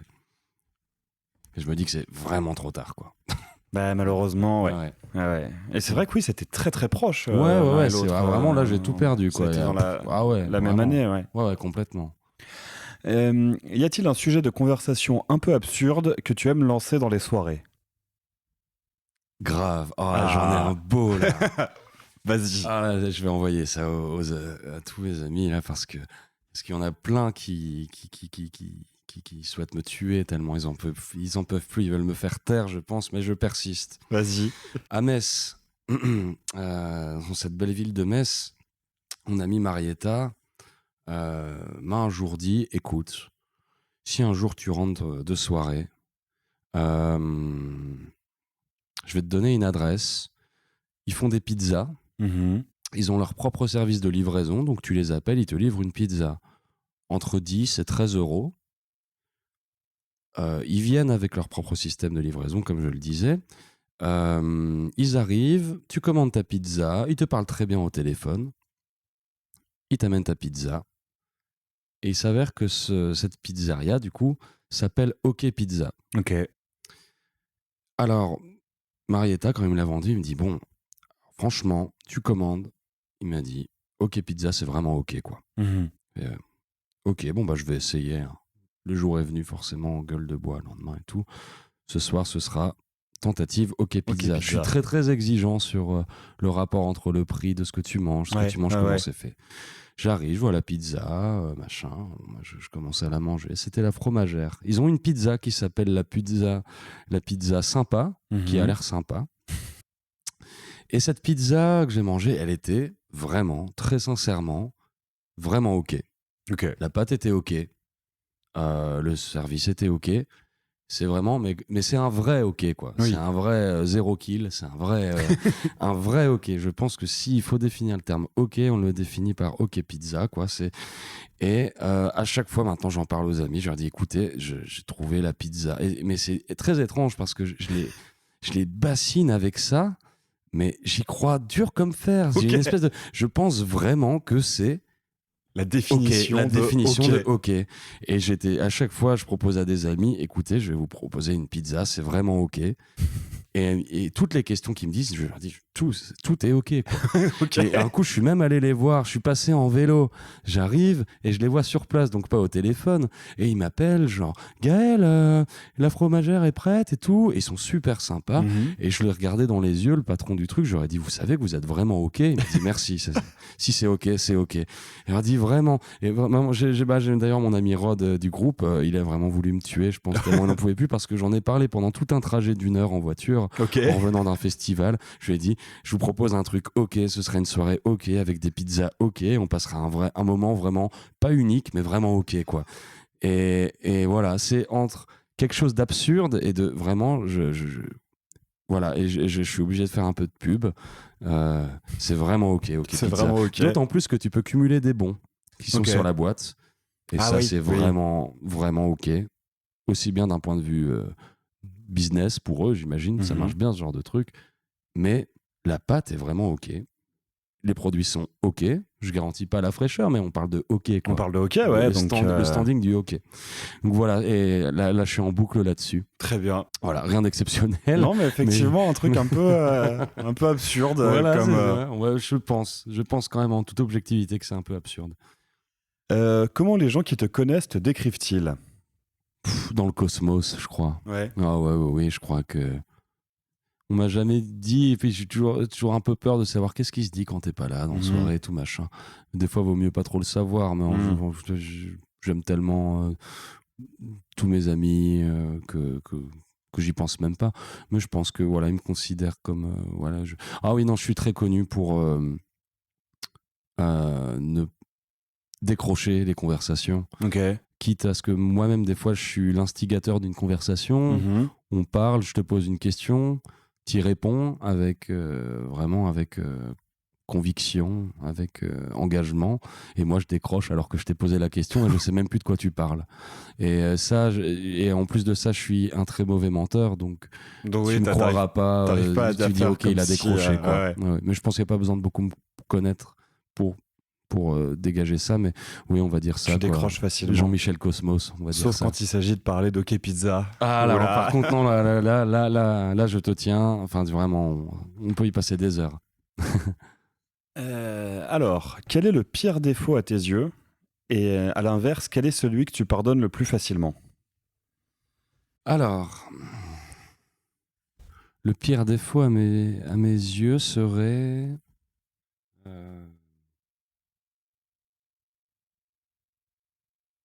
En fait, j'aime pas quand les gens se mettent mal eux-mêmes et s'infligent des choses. Et ça peut être un mélange de plein de trucs. Donc, je vais pas te dire la culpabilité parce que ça, c'est quelque chose qu'on ressent tous et qui peut finalement être assez sain.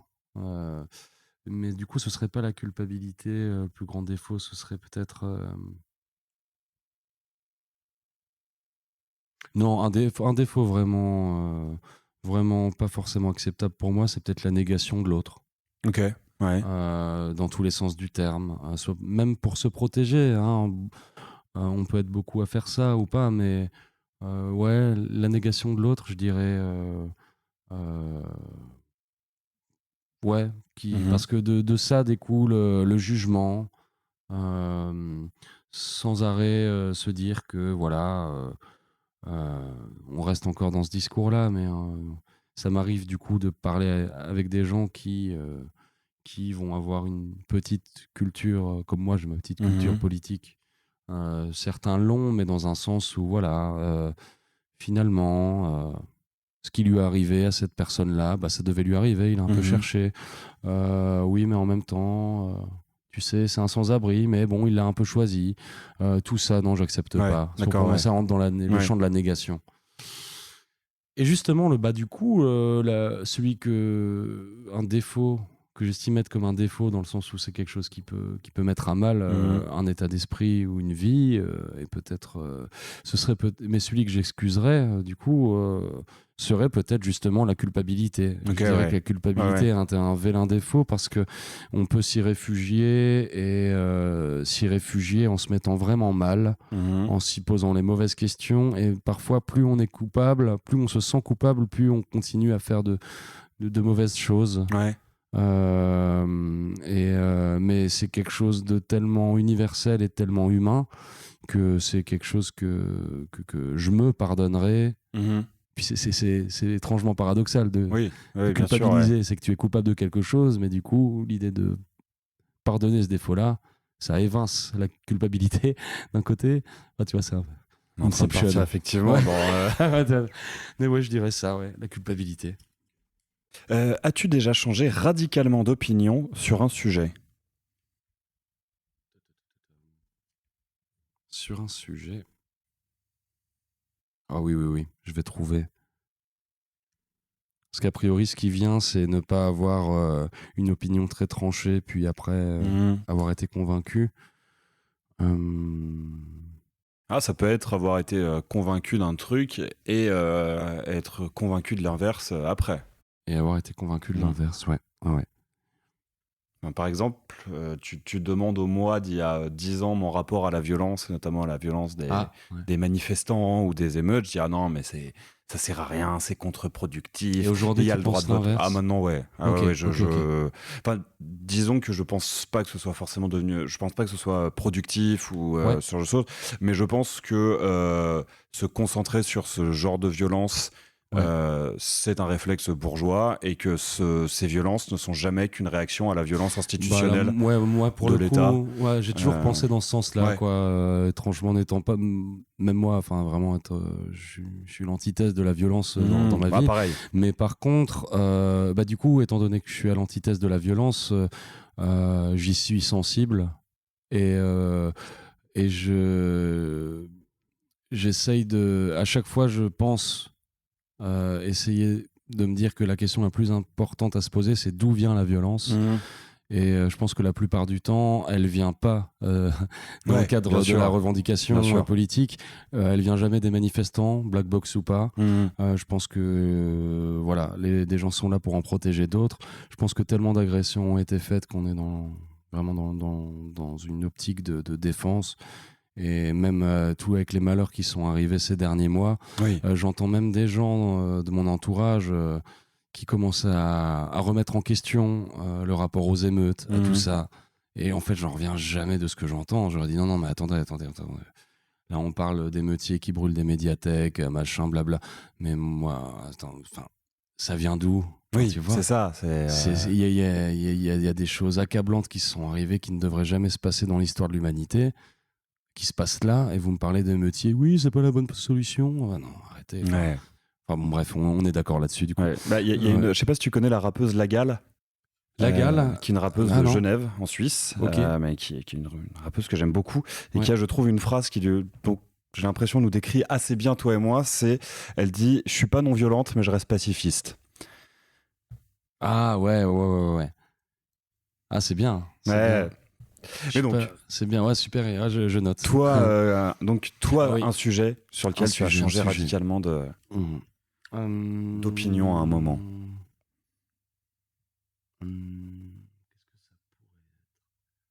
Après, si ça peut t'aider ou t'orienter, ça peut être aussi si tu as changé radicalement de manière de composer ou de manière de produire de la musique à un moment, ça peut aussi, je pense, rentrer dans le cadre de la question. Oui, clairement. Ouais, je vais peut-être rester sur un truc. Ça peut être les expériences qui te font changer d'opinion. Bien sûr. Pas forcément les rencontres, enfin les deux, quoi. Qu'est-ce que je dirais? Je vais parler de ça, je pense. C'est ce qui me vient tout de suite dans la tête. En étant en Chine, à Shanghai, voilà, j'étais pas forcément. Comment dire?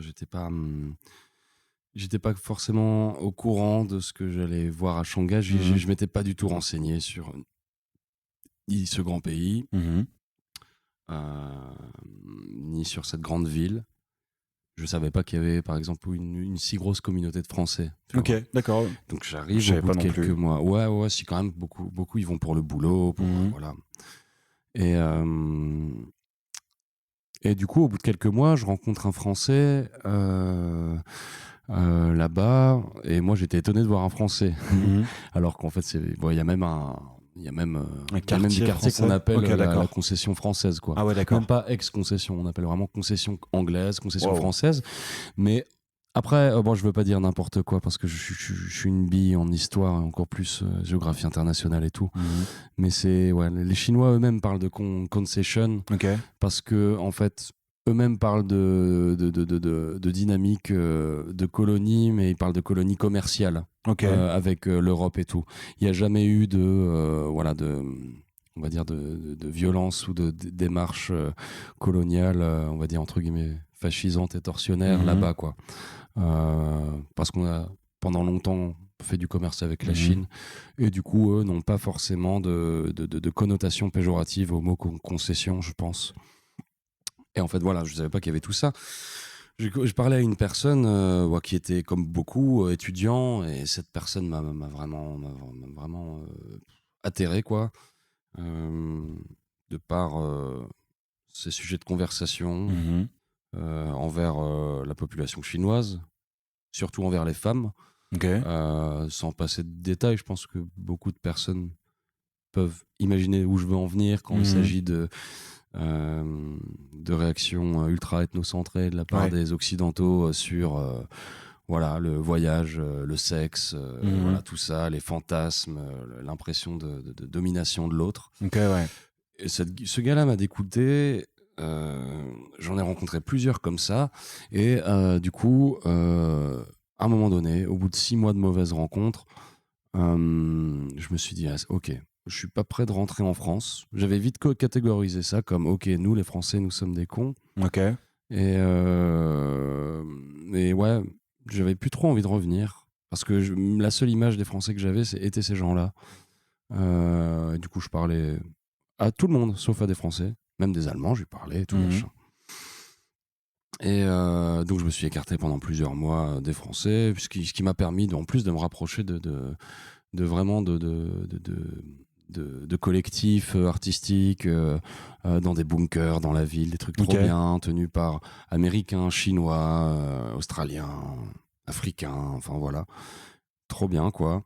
Et dans un de ces collectifs, j'ai fait la rencontre. Je crois qu'il s'appelait Grégor. Il était allemand, il était là depuis une trentaine d'années. Il faisait de la sérigraphie. Il faisait de l'édition et tout, un super beau boulot. Ça fait vraiment longtemps. Je pourrais plus retrouver son nom. J'avais pas mal sympathisé avec lui et je lui ai dit, waouh, toi, ça fait 30 ans que t'es là, 20 ans, je sais plus. Et je lui ai dit, qu'est-ce que t'en penses, toi, des Français? Et puis je lui raconte exactement la même anecdote et tout machin. Et puis il me dit, en anglais, il me dit, oulala, attends, je t'arrête tout de suite. J'ai eu la même chose avec les Allemands. Ok. Ça a duré 1 an. En fait, peut-être que ce qu'on a le plus de mal à digérer, c'est qu'on comprend directement la langue et qu'on a nous-mêmes les habitudes culturelles du pays d'où on vient et qu'on interprète tout. Et je peux te dire que des gros cons allemands, il y en a. Et voilà, machin. Et il m'a fait... je me suis dit, bah ouais, j'y ai jamais pensé, j'avais pas cette distance-là. Ouais. Et il m'a dit, non, mais te prive pas, tu risques de te priver de belles rencontres, de gens cool, et tu vas les catégoriser, il faut pas faire ça. Moi, ça fait 30 ans que je suis là, j'ai fait ça pendant plusieurs années, je l'ai un peu regretté. Va voir les gens bien, et puis c'est tout, quoi. Donc lui, il m'a bien fait, il m'a bien fait switcher. Changer d'opinion, ouais. Ouais, et c'était très sage, quoi. Alors, y a-t-il un film que tu as tellement vu que tu cites les dialogues au quotidien? Le dîner de con, direct. Okay. Ah oui. Il n'y a pas de l'histoire du boomerang. Ah ouais, non, c'est... au nombre d'allumettes. Le nombre d'allumettes. Le Golden Gate de San Francisco. Bien sûr. Elle s'en fout, pas du tout, ça la passionne, figurez-vous. Le fameux prénom, tout. Ah, oui, juste le blanc. Ah ouais. Le petit cheval de manège, enfin, tout y passe. Ça fait très longtemps que je l'ai pas vu. Oh là là, c'est une merveille. Mon Dieu, c'est une merveille. Ce que j'adore dans ce film, c'est qu'il n'y a aucune vulgarité. Après, bon, truc un peu sur le riche, le riche éditeur qui a une amante et tout. Il y a des trucs un peu vieille France, mais bon, il y a Jacques Villeray qui joue le cadre, le petit cadre, Monsieur Tout le Monde, qui se fait un petit peu humilié par tout le monde malgré lui. Ça parle vachement de classisme en fait pour moi. Tu vois, même si on n'est pas dans une grosse fracture sociale. On est un petit peu dans ce rapport au mépris. Ah, c'est marrant. Faudrait que je le revoie. D'époque, ça reste, oui. c'est pas du grand, c'est pas du film d'auteur, mais moi je sais pas. Oui, ça. Si on est à 2 là-dessus, on te refait tout le film, quoi. Ok. 1h22 de plaisir. T'as eu la curiosité de regarder le remake américain avec Steve Carell? Ah, c'est avec Steve Carell. C'est Steve Carell qui joue le con, qui reprend le rôle de Jacques Villeray. La vache, excellent. Et alors, il fait pas des maquettes en allumettes, il fait des dioramas avec des souris empaillées. Waouh, ok, ça c'est pas terrible. C'est pas terrible. Je l'avais vu dans l'avion pour New York il y a 12 ans. Et ah ouais. C'est vraiment pas. Et il l'appelle comment? Tu sais? Non. C'est dingue. Je te retrouverai ça. Par curiosité, je vais te checker, mais je pense que t'as tellement de pertes dans les dialogues, dans les machins, puis dans les acteurs, quoi. Oui. Franchement. Y a-t-il un changement physique, donc une coupe, une coloration, un tatouage, un piercing, que tu n'as jamais osé faire? Jamais osé faire. Un petit tatouage sur le visage, je pense. Ok. C'est un truc qui t'a déjà traversé l'esprit? Ouais. Sur le visage. Du côté de la tempe, peut-être. Un truc pas méchant, mais c'est vrai que ça, j'ai pas osé. J'ai pas vraiment osé. Après, mon corps est vraiment un moyen de locomotion en règle générale. Ok. Je me tatoue temple. Oui, je me tatoue depuis pas si longtemps. J'ai des petits trucs, mais c'est surtout des souvenirs qui me tiennent cher et où je me fais tatouer, un peu marqué au fer rouge. Mais oui, c'est peut-être ça. Ouais. Tatouage à la tronche, pas trop boire, sinon je pense que je le ferais. Mais ouais, j'ai pas osé en tout cas. Est-ce que tu sais ce que tu voudrais sur la tempe? Un petit carré, un tout petit carré. Un tout petit carré. Ouais. Un tout petit carré. Effectivement, c'est pas très agressif. Non, je suis pas très extrême. J'aime beaucoup celle-ci. Tu peux organiser je les aime toutes, mais on s'entend. Tu peux organiser la soirée de tes rêves. À quoi ressemblerait-elle? Donc le lieu, la thématique, l'ambiance, les activités. Je pense que je vais être assez pas classique, mais en fait, après toute la tournée de l'été, là, je me suis franchement, je me suis régalé à découvrir les initiatives alternatives de montage de festivals complètement indé et tout. J'avais jamais joué dans autant de trucs comme ça, entre les Alpes, la Bourgogne, l'Est de la France, même dans des coins perdus, Luxembourg, tout ça. Même Charleville-Mézières. Et franchement, ça m'emplit d'optimisme sur la musique indé, et franchement, il y en avait besoin. Que du coup je suis obligé d'emprunter à ce genre de configuration. J'ai notamment un grand ami qui a un moulin, lui, en Bourgogne, qui s'appelle les Quincailleries, un truc à 40 pièces, 29 pièces, 40 couchages, où il organise des concerts dès qu'il peut, quoi. Beaucoup du do-it-yourself, de l'expérimental, des trucs très pointus. Et je pense que la soirée de mes rêves, elle se passerait dans une grange, quoi. Dans une grange à la campagne, esselée. Pas forcément à l'écart. À un endroit qui serait pas forcément consacré seulement aux amis, mais où on sentirait un intérêt pour le village en question, ou le plus proche de venir, d'y participer même, hein, des gens qui font à manger, des gens qui ramènent leur bière brassée sous l'évier, n'importe quoi, tu vois. Une espèce de fédération, en fait, de personnes qui ne dialogueraient pas en temps normal. J'aime bien des choses qu'on pourrait définir comme une sorte de surréalisme social, un petit peu, où tu vois, des fois, quand tu prends des gens d'un certain milieu, tu les sors de leur contexte, ou tu les amènes dans un autre, ou j'aime bien transvaser les contextes sociaux, voir ce qui se passe, et voir des conversations, des échanges que tu n'aurais jamais pu imaginer en train de se faire en fonction de toi. Donc je pense que voilà, une grange, forcément en ruralité. Tu parlais, organiser une soirée que je jugerais mémorable, quoi. Pouvoir inviter des groupes que j'aimerais voir jouer et être à l'initiative de les inviter. Et même qu'ils soient là ou qu'ils débarquent comme par magie et tu dis ouais mais non c'est pas possible et faire jouer tous mes amis artistes que je respecte et que j'aime surtout Ok. et une grande intention liée à la nourriture. Voilà un truc limite voilà aussi tight que la programmation musicale. Ok. La programmation culinaire, tout en prenant soin à la fois de la cuisine et des sensibilités et contraintes de chacun. Bien sûr. Mais je pense que ce que je viens de dire doit exister déjà quelque part, mais je pense que ces modes de diffusion de la culture sont vraiment notre échappatoire à tous et notre manière d'avancer, je pense, artistiquement, quoi. Ah, mais et du coup, j'aimerais faire un truc comme ça, j'aimerais en être, quoi. Ça fait envie comme projet Ouais. de soirée. On a envie d'en être en tout cas. Ah bah ouais, c'est clair. C'est clair. Surtout si la programmation culinaire est aussi tight que la programmation. Ouais. Ah oui, c'est ça. Si t'arrives à faire un truc incroyable au prix libre, par exemple. Ouais. Alors, on te dit que la fin du monde a lieu dans un mois. Que voudrais-tu absolument faire avant ? Avant un mois. Savoir faire pousser au moins une tomate, quoi. Mais en un mois, j'aurais jamais le temps. Oui, et puis surtout dans un mois, c'est fini, quoi. On est tous disparus, pouf. Admettons qu'on puisse faire pousser une tomate en un mois et que ça tombe en bonne saison, quoi. Je pense que c'est strictement impossible. C'est en un mois, avoir réussi à planter une tomate en 30 jours, qu'elle soit là et que je la mange. Et là, c'est bon. Très bien. C'est de l'ordre de l'impossible. Je pense que ce qui en dit beaucoup sur ma culture en termes d'agriculture.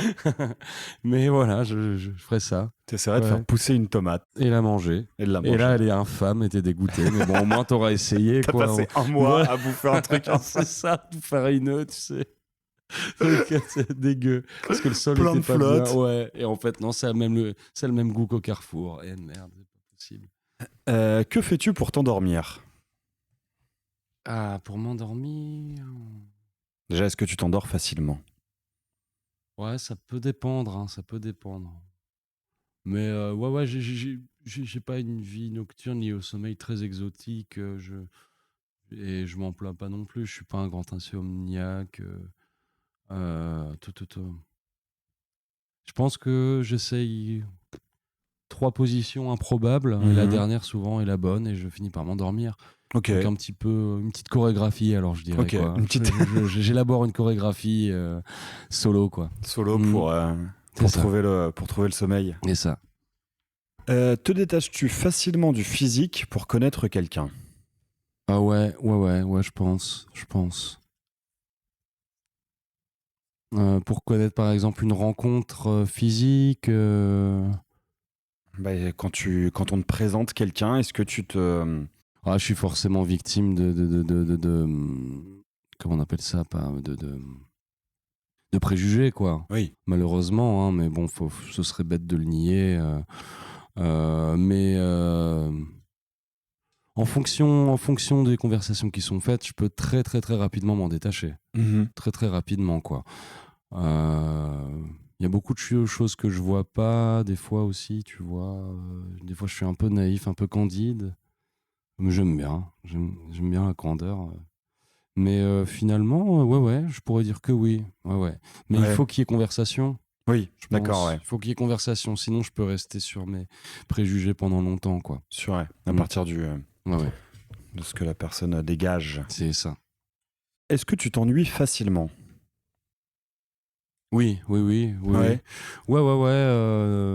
Même dans des endroits où je suis pas tout seul, où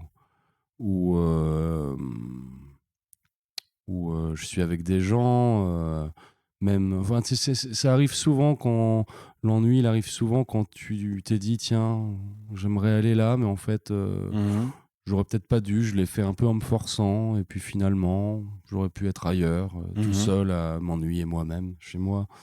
Je peux m'ennuyer facilement. Oui, assez facilement, je Ouais. pense, mais par contre, il y aurait aucune nuance péjorative à ça, je Ok, pense. ouais. Euh, Moi, par exemple, ce que j'adore, c'est m'ennuyer avec quelqu'un que j'aime, quoi. Si Ok. je m'ennuie avec quelqu'un que j'aime, c'est que la relation est très saine, je pense. Waouh. Et je trouve, parce que qu'on se permette de s'ennuyer, et de prendre le temps de s'ennuyer, je trouve Ouais. que c'est aussi indispensable aujourd'hui. Enfin, moi, je trouve, par exemple, la pire des choses, c'est de s'ennuyer et de regarder son écran. Mhm. Et de le faire par dépit. Ça, bien sûr, je le fais énormément comme tout le monde. Mais là, ça, je trouve pas ça très sain. Parce que tu le fais soit en cherchant de l'attention, soit en regardant des choses qui. Et finalement, l'ennui disparaît et tu restes actif malgré toi. Oui. Tu es actif dans l'inactivité et ça, c'est chaud. Je Mhm. pense que quitte à être inactif, autant vraiment rien faire. Ok. Et ouais, je peux m'ennuyer facilement et j'ai peut-être de la chance, quoi. Ouais. On me dit. Parce que. Ok. Non, c'est super intéressant aussi bien ce que tu dis sur l'écran que sur. Bah, ça revient à ce que tu disais, hein, l'oisiveté, la paresse, Ouais, l'ennui, ouais. c'est vraiment. Mais surtout ce truc, Ouais. quitte à rien faire, autant le faire bien. Autant bien le faire, Bah ouais, autant tu rien vois, foutre. dans la lenteur, dans Ouais. la. Voilà, c'est. C'est l'antépénultième question. Mhm. Ça y est, j'ai réussi à C'est caser la ce combien, mot-là tu dans dis l'antépénultième. Donc, avant-dernière. Waouh, l'antépénultième. Antépénultième. L'antépénultième. Voilà. Incroyable, Le c'est beau. pénultième, c'est avant-dernier. Bah, en fait, c'est ultième, donc ultime. Donc, pénultième, avant-dernier. Donc, avant, pénultième. Antépénultième. C'est l'avant-avant-dernier. Oh là là. Voilà. Je vais te la Oui, prendre ma pour un texte. mère était prof de C'est français. très beau, c'est très beau. Quel élève étais-tu à l'école? Un très très bon élève. Euh, un très très bon élève qui faisait très bien ses devoirs, qui faisait ses fiches de révision en sixième, Mhm.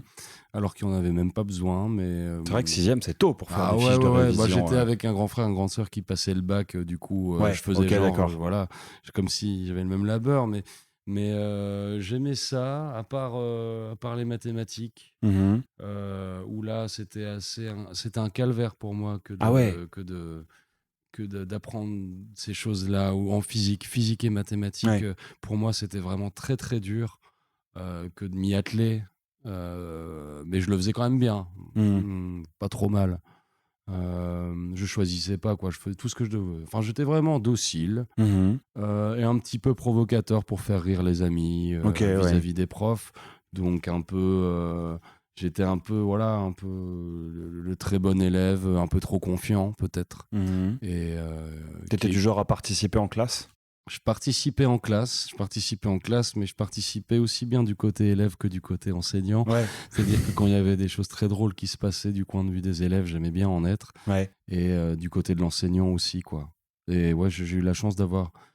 Bon, bien sûr, j'ai eu des horreurs comme beaucoup d'entre nous. Je Bien pense sûr. que personne n'a eu des profs parfaits, mais j'en ai eu des excellents aussi, qui m'ont donné envie de travailler. Ouais. Putain, mais c'est. Ouais. Ouais, t'avais la bonne position parce que t'étais Ouais, j'étais bien. le Franchement, bon j'étais élève bien. Ouais.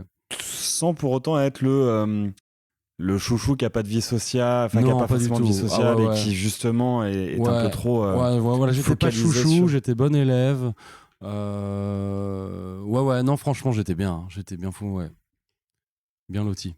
Quelle chose aimerais-tu effacer de ta mémoire pour la revivre pour la première fois? Oh là là.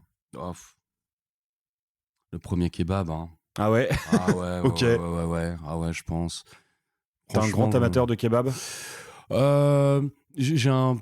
j'ai pas forcément gardé l'habitude, parce que plus on aime ça, plus on cherche les meilleurs, Ouais. et plus les mauvais nous déçoivent. Et en même temps, tu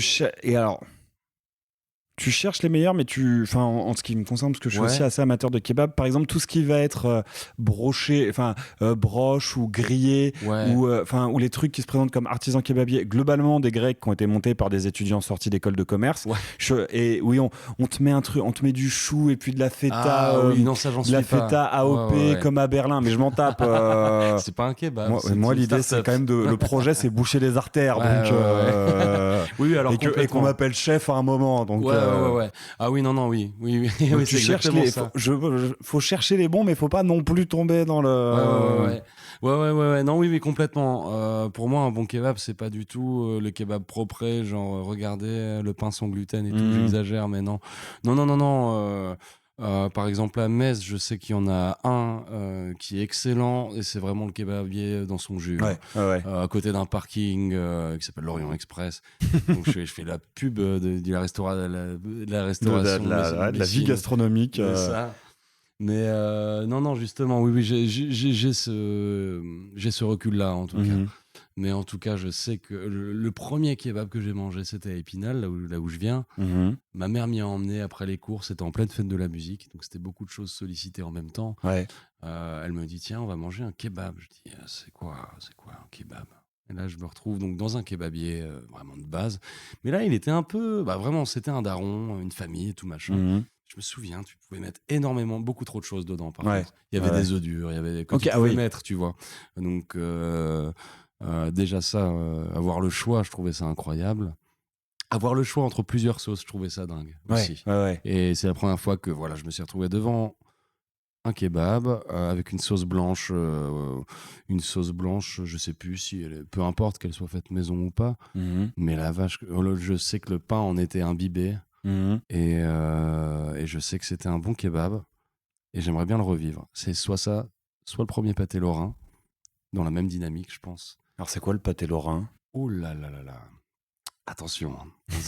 On ne déconne pas. Ah là, le pâté lorrain, c'est une religion. Hein. C'est quelque chose que tu trouves forcément en Lorraine, j'imagine, oui. En Lorraine, en Meurthe-et-Moselle, il est très bon. En Moselle, il faut bien le trouver. À Metz, il n'y en a pas tant que ça des bons. À Épinal, il y en a des excellents. À Baccarat, il y a le festival du pâté lorrain.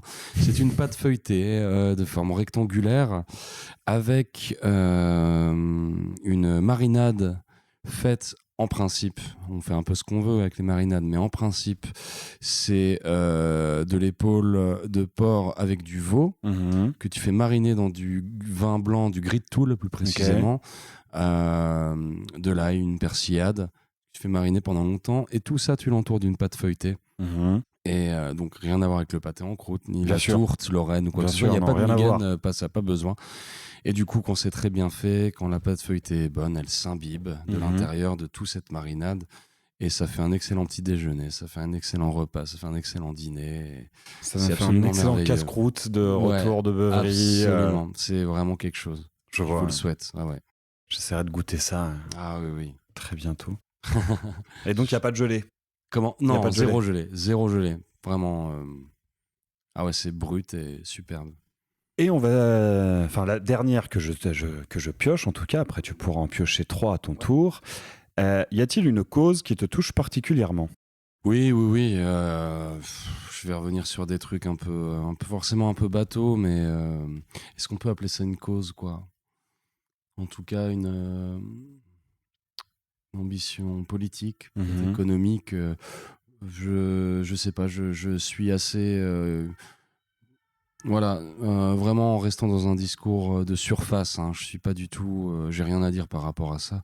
Mais s'il fallait que ça devienne une cause et qu'on en milite ou quoi, toutes les réflexions autour d'un revenu ou salaire universel, ça c'est des choses, pour moi c'est primordial. C'est primordial. Je dis pas que ça résoudrait des problèmes autre que celui des gens, mais celui des gens déjà m'importe énormément. Pour moi, un pays a le rôle de protéger les gens qui vivent dedans. Et personne n'est censé vivre dehors, personne n'est censé, a priori, les gens sont censés être protégés. Et je pense que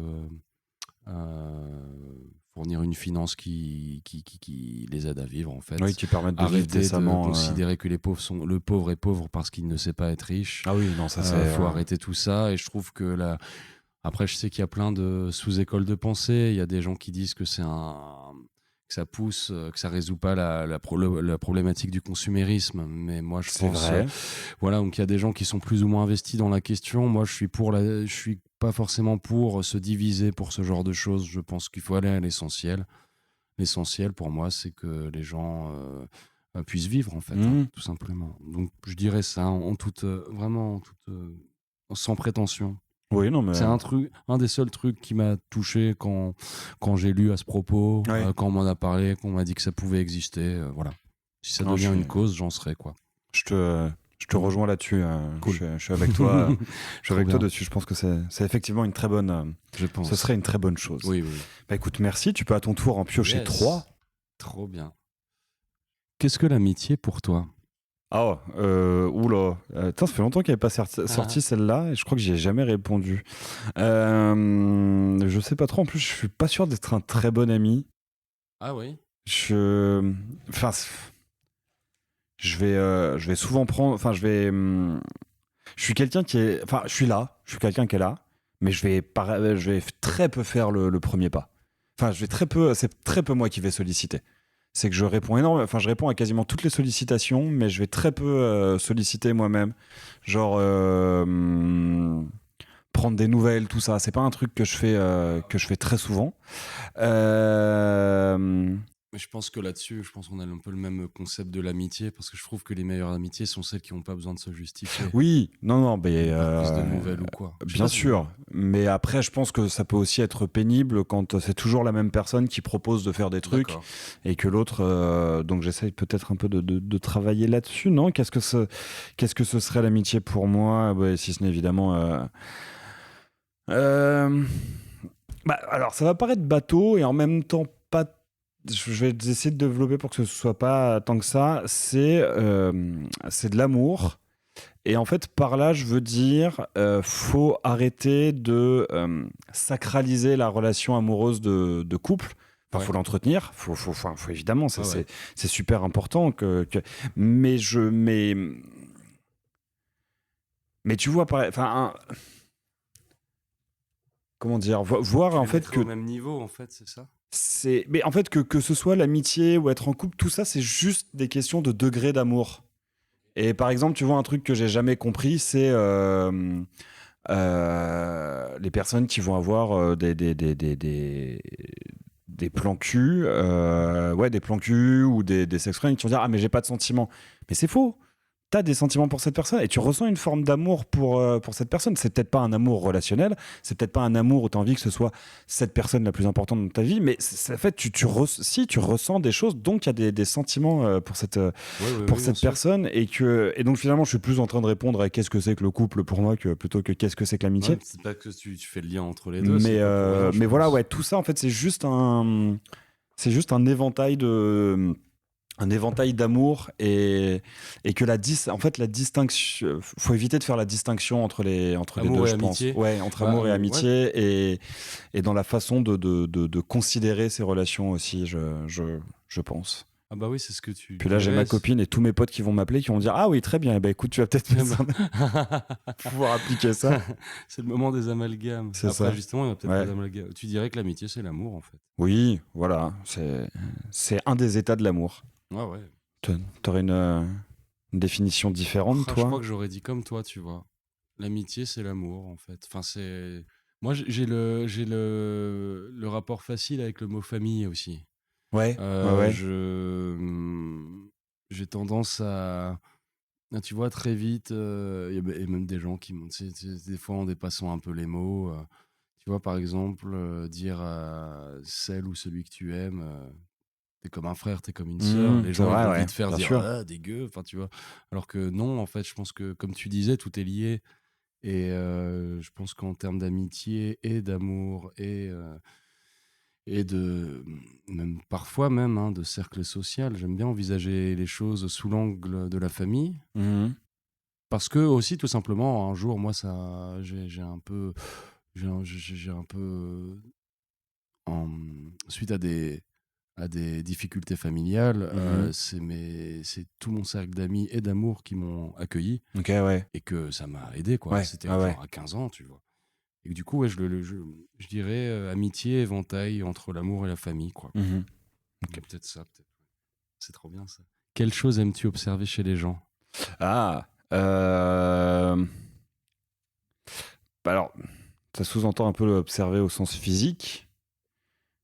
En fait, j'observe beaucoup les gens, mais j'observe rien en particulier nécessairement chez eux. Mais alors, ça m'arrive beaucoup parce que je prends plus les transports en commun, mais je sais que j'ai eu quand même 2 de mes copines qui m'avaient fait la même remarque, qui était que dans les transports en commun, par exemple, je ne sais pas poser mon regard. Ok. Je vais globalement ausculter tous les visages Ok. qu'il y a. Dans les yeux à chaque fois. Non, pas forcément. Voilà. Et sinon, à une époque, j'aimais bien observer de la démarche des gens, comment les gens marchaient. Ça m'est beaucoup passé, mais ouais, où je me disais, je me demandais jusqu'à quel point il n'était pas possible de développer comment dire, une branche de la psychologie basée sur la façon dont les gens marchent. Est-ce qu'on pouvait pas dire des choses sur ce qui s'était passé? Bon, je pense que c'est un peu. Ouais. Ça fait un peu médecine New Age finalement, mais ouais, peut-être j'aimais bien observer ça. Et sinon, dans les conversations, comment les gens parlent de leur passion? Ah oui. Tu vois, est-ce qu'il y a la petite. Est-ce qu'il y a la petite lumière au fond des yeux quand il commence à te parler d'un truc? Ça, c'est un truc que j'aime bien. En général, c'est joli. C'est un truc où je sais que ça va pouvoir où je vais pouvoir m'entendre avec la personne, même si j'ai pas forcément d'intérêt en premier abord pour la passion en question. Ouais. Après, il y a des passions où vraiment qui vont me repousser. Ouais. Mais par exemple, tu vois, des gens qui vont être passionnés de mode ou d'alpinisme, par exemple, des trucs auxquels je pense jamais, que j'ai jamais trop fait, mais où si je remarque et si j'observe cette petite lumière au fond des yeux, cette envie de partage, quand les gens commencent à en parler, c'est un truc c'est un truc que j'aime bien observer en général, où je me dis il y a moyen qu'on devienne qu'on parle bien pendant un moment. Bien, quoi. Oui. Notamment sur un sujet auquel on n'est pas. Toi, t'es pas habitué, quoi. Ouais. Toi, qu'est-ce que t'aimes bien observer? Le premier truc sans penser, c'est un peu bête, Mmh.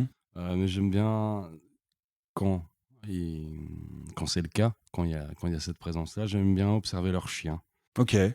Ouais, mais c'est surtout parce que je suis fasciné par les chiens. Ok. Certains chiens plus que d'autres, mais la plupart des chiens, je suis fasciné dans la relation homme-chien, être humain-chien, quoi. Humain-chien, je trouve ça incroyable, et ce qui me fascine le plus, c'est plus l'attention portée par le chien que par l'homme. Tu vois, je vais pas être dans un truc où je vais évaluer comment est-ce que la personne traite son chien. Je vais plus évaluer comment est-ce que le chien considère son maître. Les regards des chiens, je trouve ça, ça me brise, quoi. Ça me, je sais pas, ça me transcende. Et du coup, c'est ce que j'aime bien observer chez les chiens. J'ai un peu remanié le truc. Non, ça marche aussi. Pourquoi pas, tu vois, je veux dire, c'est très rare. C'est très rare que je croise un chien errant. En général, c'est avec les gens que je vois des chiens. Et là, je coupe toute conversation et je regarde le chien. Rien, je pense à rien. Je regarde juste son regard en coin, son regard panique, d'attention, de besoin d'attention, de trucs. J'adore observer ça, mais sans déduction aucune. Et t'en as un toi-même? Non, j'adorerais, mais j'ai pas. Je peux pas me le permettre quant à l'espace, tu vois. Pour l'instant, j'adorerais sauver un lévrier. Ok. Parce que j'ai appris que les lévriers étaient pas mal maltraités en Espagne notamment, et qu'il y avait pas mal de refuges uniquement de lévriers qui existaient. Et voilà, j'aimerais bien partir en Espagne, sauver un lévrier. Ouais. Exactement. C'est vrai que le lévrier, en plus, c'est un grand chien, donc ça a besoin d'espace, quoi. Ouais, et puis faut que ça court. Ouais. Tu vois, on verra quand il y aura une grange et un terrain, quoi. Ça marche. Et la dernière. De laquelle de tes mauvaises habitudes as-tu le plus de mal à te défaire? La clope. Enfin, non pas que j'arrête de fumer. Enfin, non pas que j'essaye d'arrêter de fumer. Parce que pour l'instant, j'ai encore jamais essayé d'arrêter de fumer, parce que j'aime fumer. Enfin, c'est vraiment un truc qui me plaît, et qui me plaît encore physiquement, en fait. Bien sûr. Et c'est pas que un truc d'addiction, mais ça ça l'est quand même pas mal. Mais par exemple, en ce moment, pour raison financière, j'essaye de diminuer. Et c'est difficile. C'est compliqué. Et ouais, j'ai un peu du mal à me défaire ouais, c'est peut-être la plus mauvaise de mes. De mes petites habitudes, on va dire. Parce qu'après, tu vois, j'ai un. J'en parle dans un des derniers épisodes, mais j'ai un. Mon réveil est très ritualisé. Dans le sens que je me lève, je me presse une orange, je me fais mon petit déjeuner, je me fais mon café clope. Ok. Mais clope mise à part, jus d'orange, petit déjeuner, café, c'est une habitude, mais c'est pas une mauvaise habitude. Bien sûr, c'est une très bonne habitude, même. Donc, et ça, je pense que j'aurais beaucoup de mal à m'en défaire aussi, mais vu que c'en est pas une mauvaise, donc ouais, non, c'est clairement la clope. Hein. On va pas, je vais te on retourner. va pas se mentir. Je crois que c'est vraiment le. Oui. Moi, je serais plus drastique. Je serais vraiment sur le truc arrêté complètement. J'ai déjà essayé 1 an et j'ai repris. Ok. Tout bêtement. Et ouais. Et dans ce que tu disais par rapport au café, moi, j'attaque café clope. Ah ouais, sans directement. Rien dans le bide, et ça, dans le prisme de la. Ça, je crois que c'est de pas la clope. Ouais, je crois que ce serait ça. Ce serait vraiment ça, quoi. Ouais. Ça, et puis peut-être sur un autre champ, pour ouvrir un petit peu c'est un gros sujet, mais se défaire un petit peu de la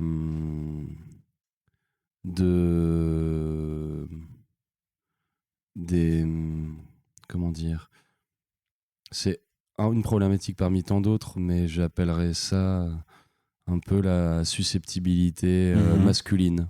Ok. Je dirais ça. Ok. Donc, ce que je dis, c'est littéralement lié à la vie à deux, quand on aime quelqu'un et quand machin.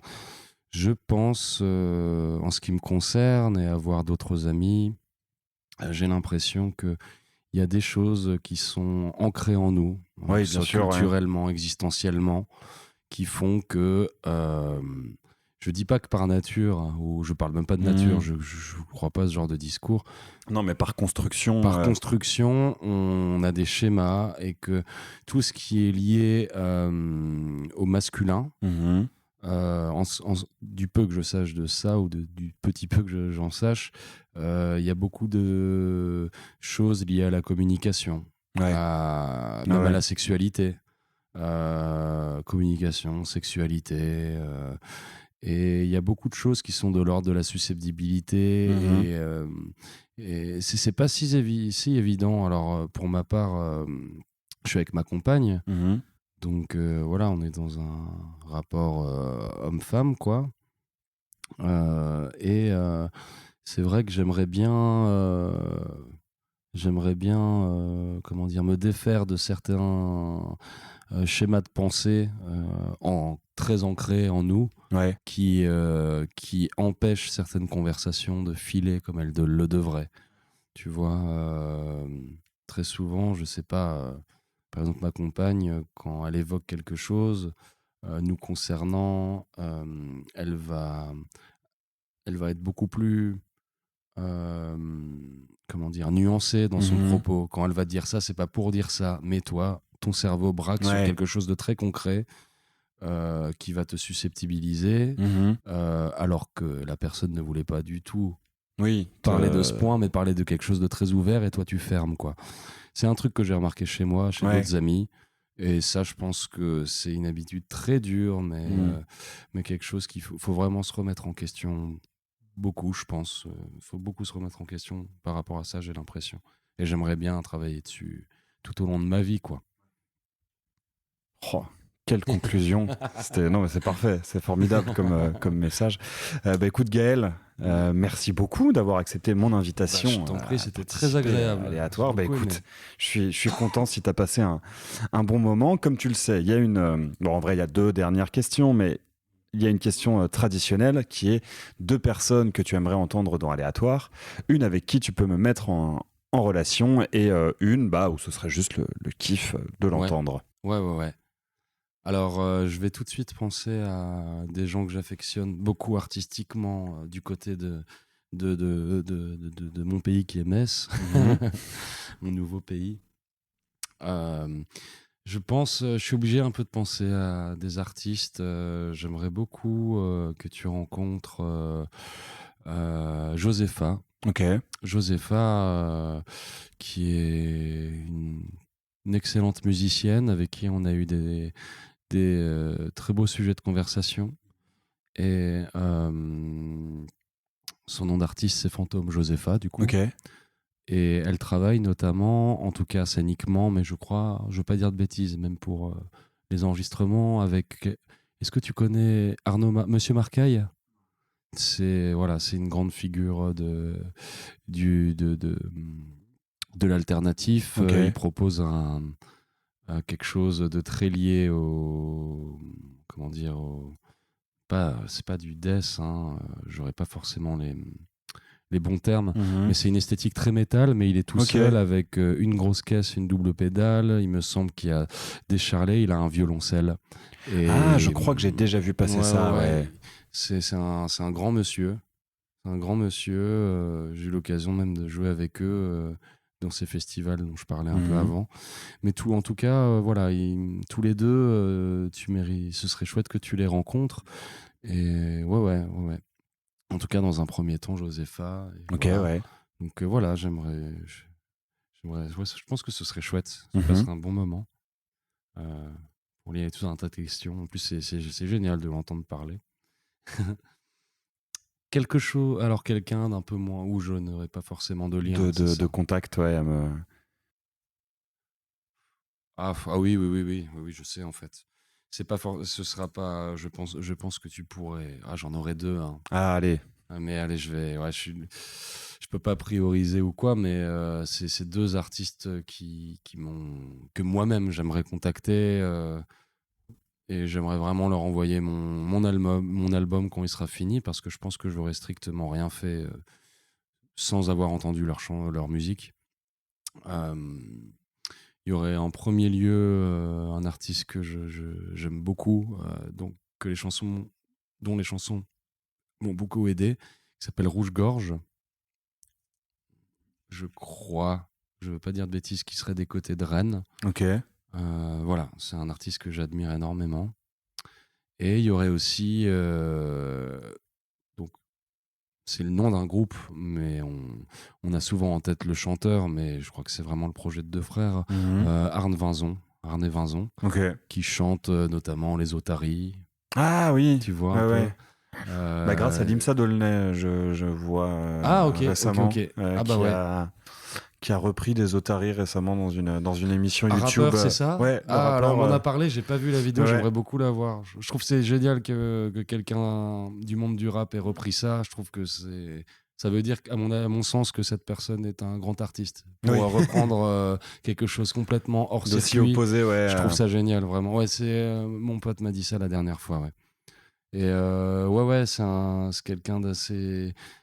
Enfin, voilà, cette musique très très singulière, pareil, qui m'aide beaucoup. À la fois, pour le coup, à me lever le matin et à me coucher. Et il est notamment professeur de philo, je crois. Ok. Si ce n'est de lettres, hein, je veux vraiment pas dire de bêtises. Mais ce serait chouette que tu les aies. Mais j'ai pas. T'as rien à... Mais on essaiera de les avoir. Et du coup, vraiment, la dernière question. Quel est le meilleur moyen de te retrouver et de suivre ce que tu fais ? En vrai, il n'y a rien qui dépassera jamais le concert et la musique live, à mon sens. Si jamais quelqu'un a l'occasion de connaître ma musique, je pense que ce sera toujours mieux par le spectacle, par le live. Là, je vais retourner un petit peu dans des tournées très dans l'Est, quoi. Nancy, Metz, plus les côtés frontières Luxembourg et tout. Après, bien sûr, il y a les plateformes d'écoute, hein, donc les 3 chansons que j'ai sorties. Et que les gens peut-être me connaissent par ce que je leur donne en voix en termes de petits films vidéoclips, quoi. J'essaie d'être aussi sincère avec ça qu'avec l'écriture des chansons. Du coup, je pense que c'est peut-être une bonne alternative en termes de... Très bien. Je mettrai du coup les liens vers les clips en description. Et puis, tu as quand même des réseaux. Oui, par exemple, pour te découvrir sur scène, il faut déjà savoir que le concert a lieu. Absolument. Donc, où est-ce qu'on peut retrouver les dates de concert ? Les dates de concert sont soit sur Instagram, soit sur Facebook. Parfait, Ok, boomer. Je ne manquerai pas de mettre ça en description de l'épisode. Encore merci. Merci à toi. C'était vraiment, je suis très content de cet épisode et de ce moment passé avec toi. Non, pareil, c'était très agréable. Merci, Jacques. Bah écoute. Et quant à vous, chers auditeurs et auditrices d'Aléatoire, vous pouvez toujours retrouver le podcast sur toutes les plateformes d'écoute, bien entendu, vu que vous êtes en train de l'écouter, et sur Instagram avec @aléatoire_s. Et je vous dis au prochain épisode. Merci d'avoir écouté Aléatoire. J'espère que cet épisode vous aura au choix ému, fait rire, appris des choses, ou les trois en même temps. Si vous voulez soutenir le podcast, vous pouvez en parler autour de vous, le partager sur vos réseaux, ou encore lui donner 5 étoiles sur la plateforme d'écoute de votre choix. À très vite pour une nouvelle rencontre, et laissez-vous surprendre.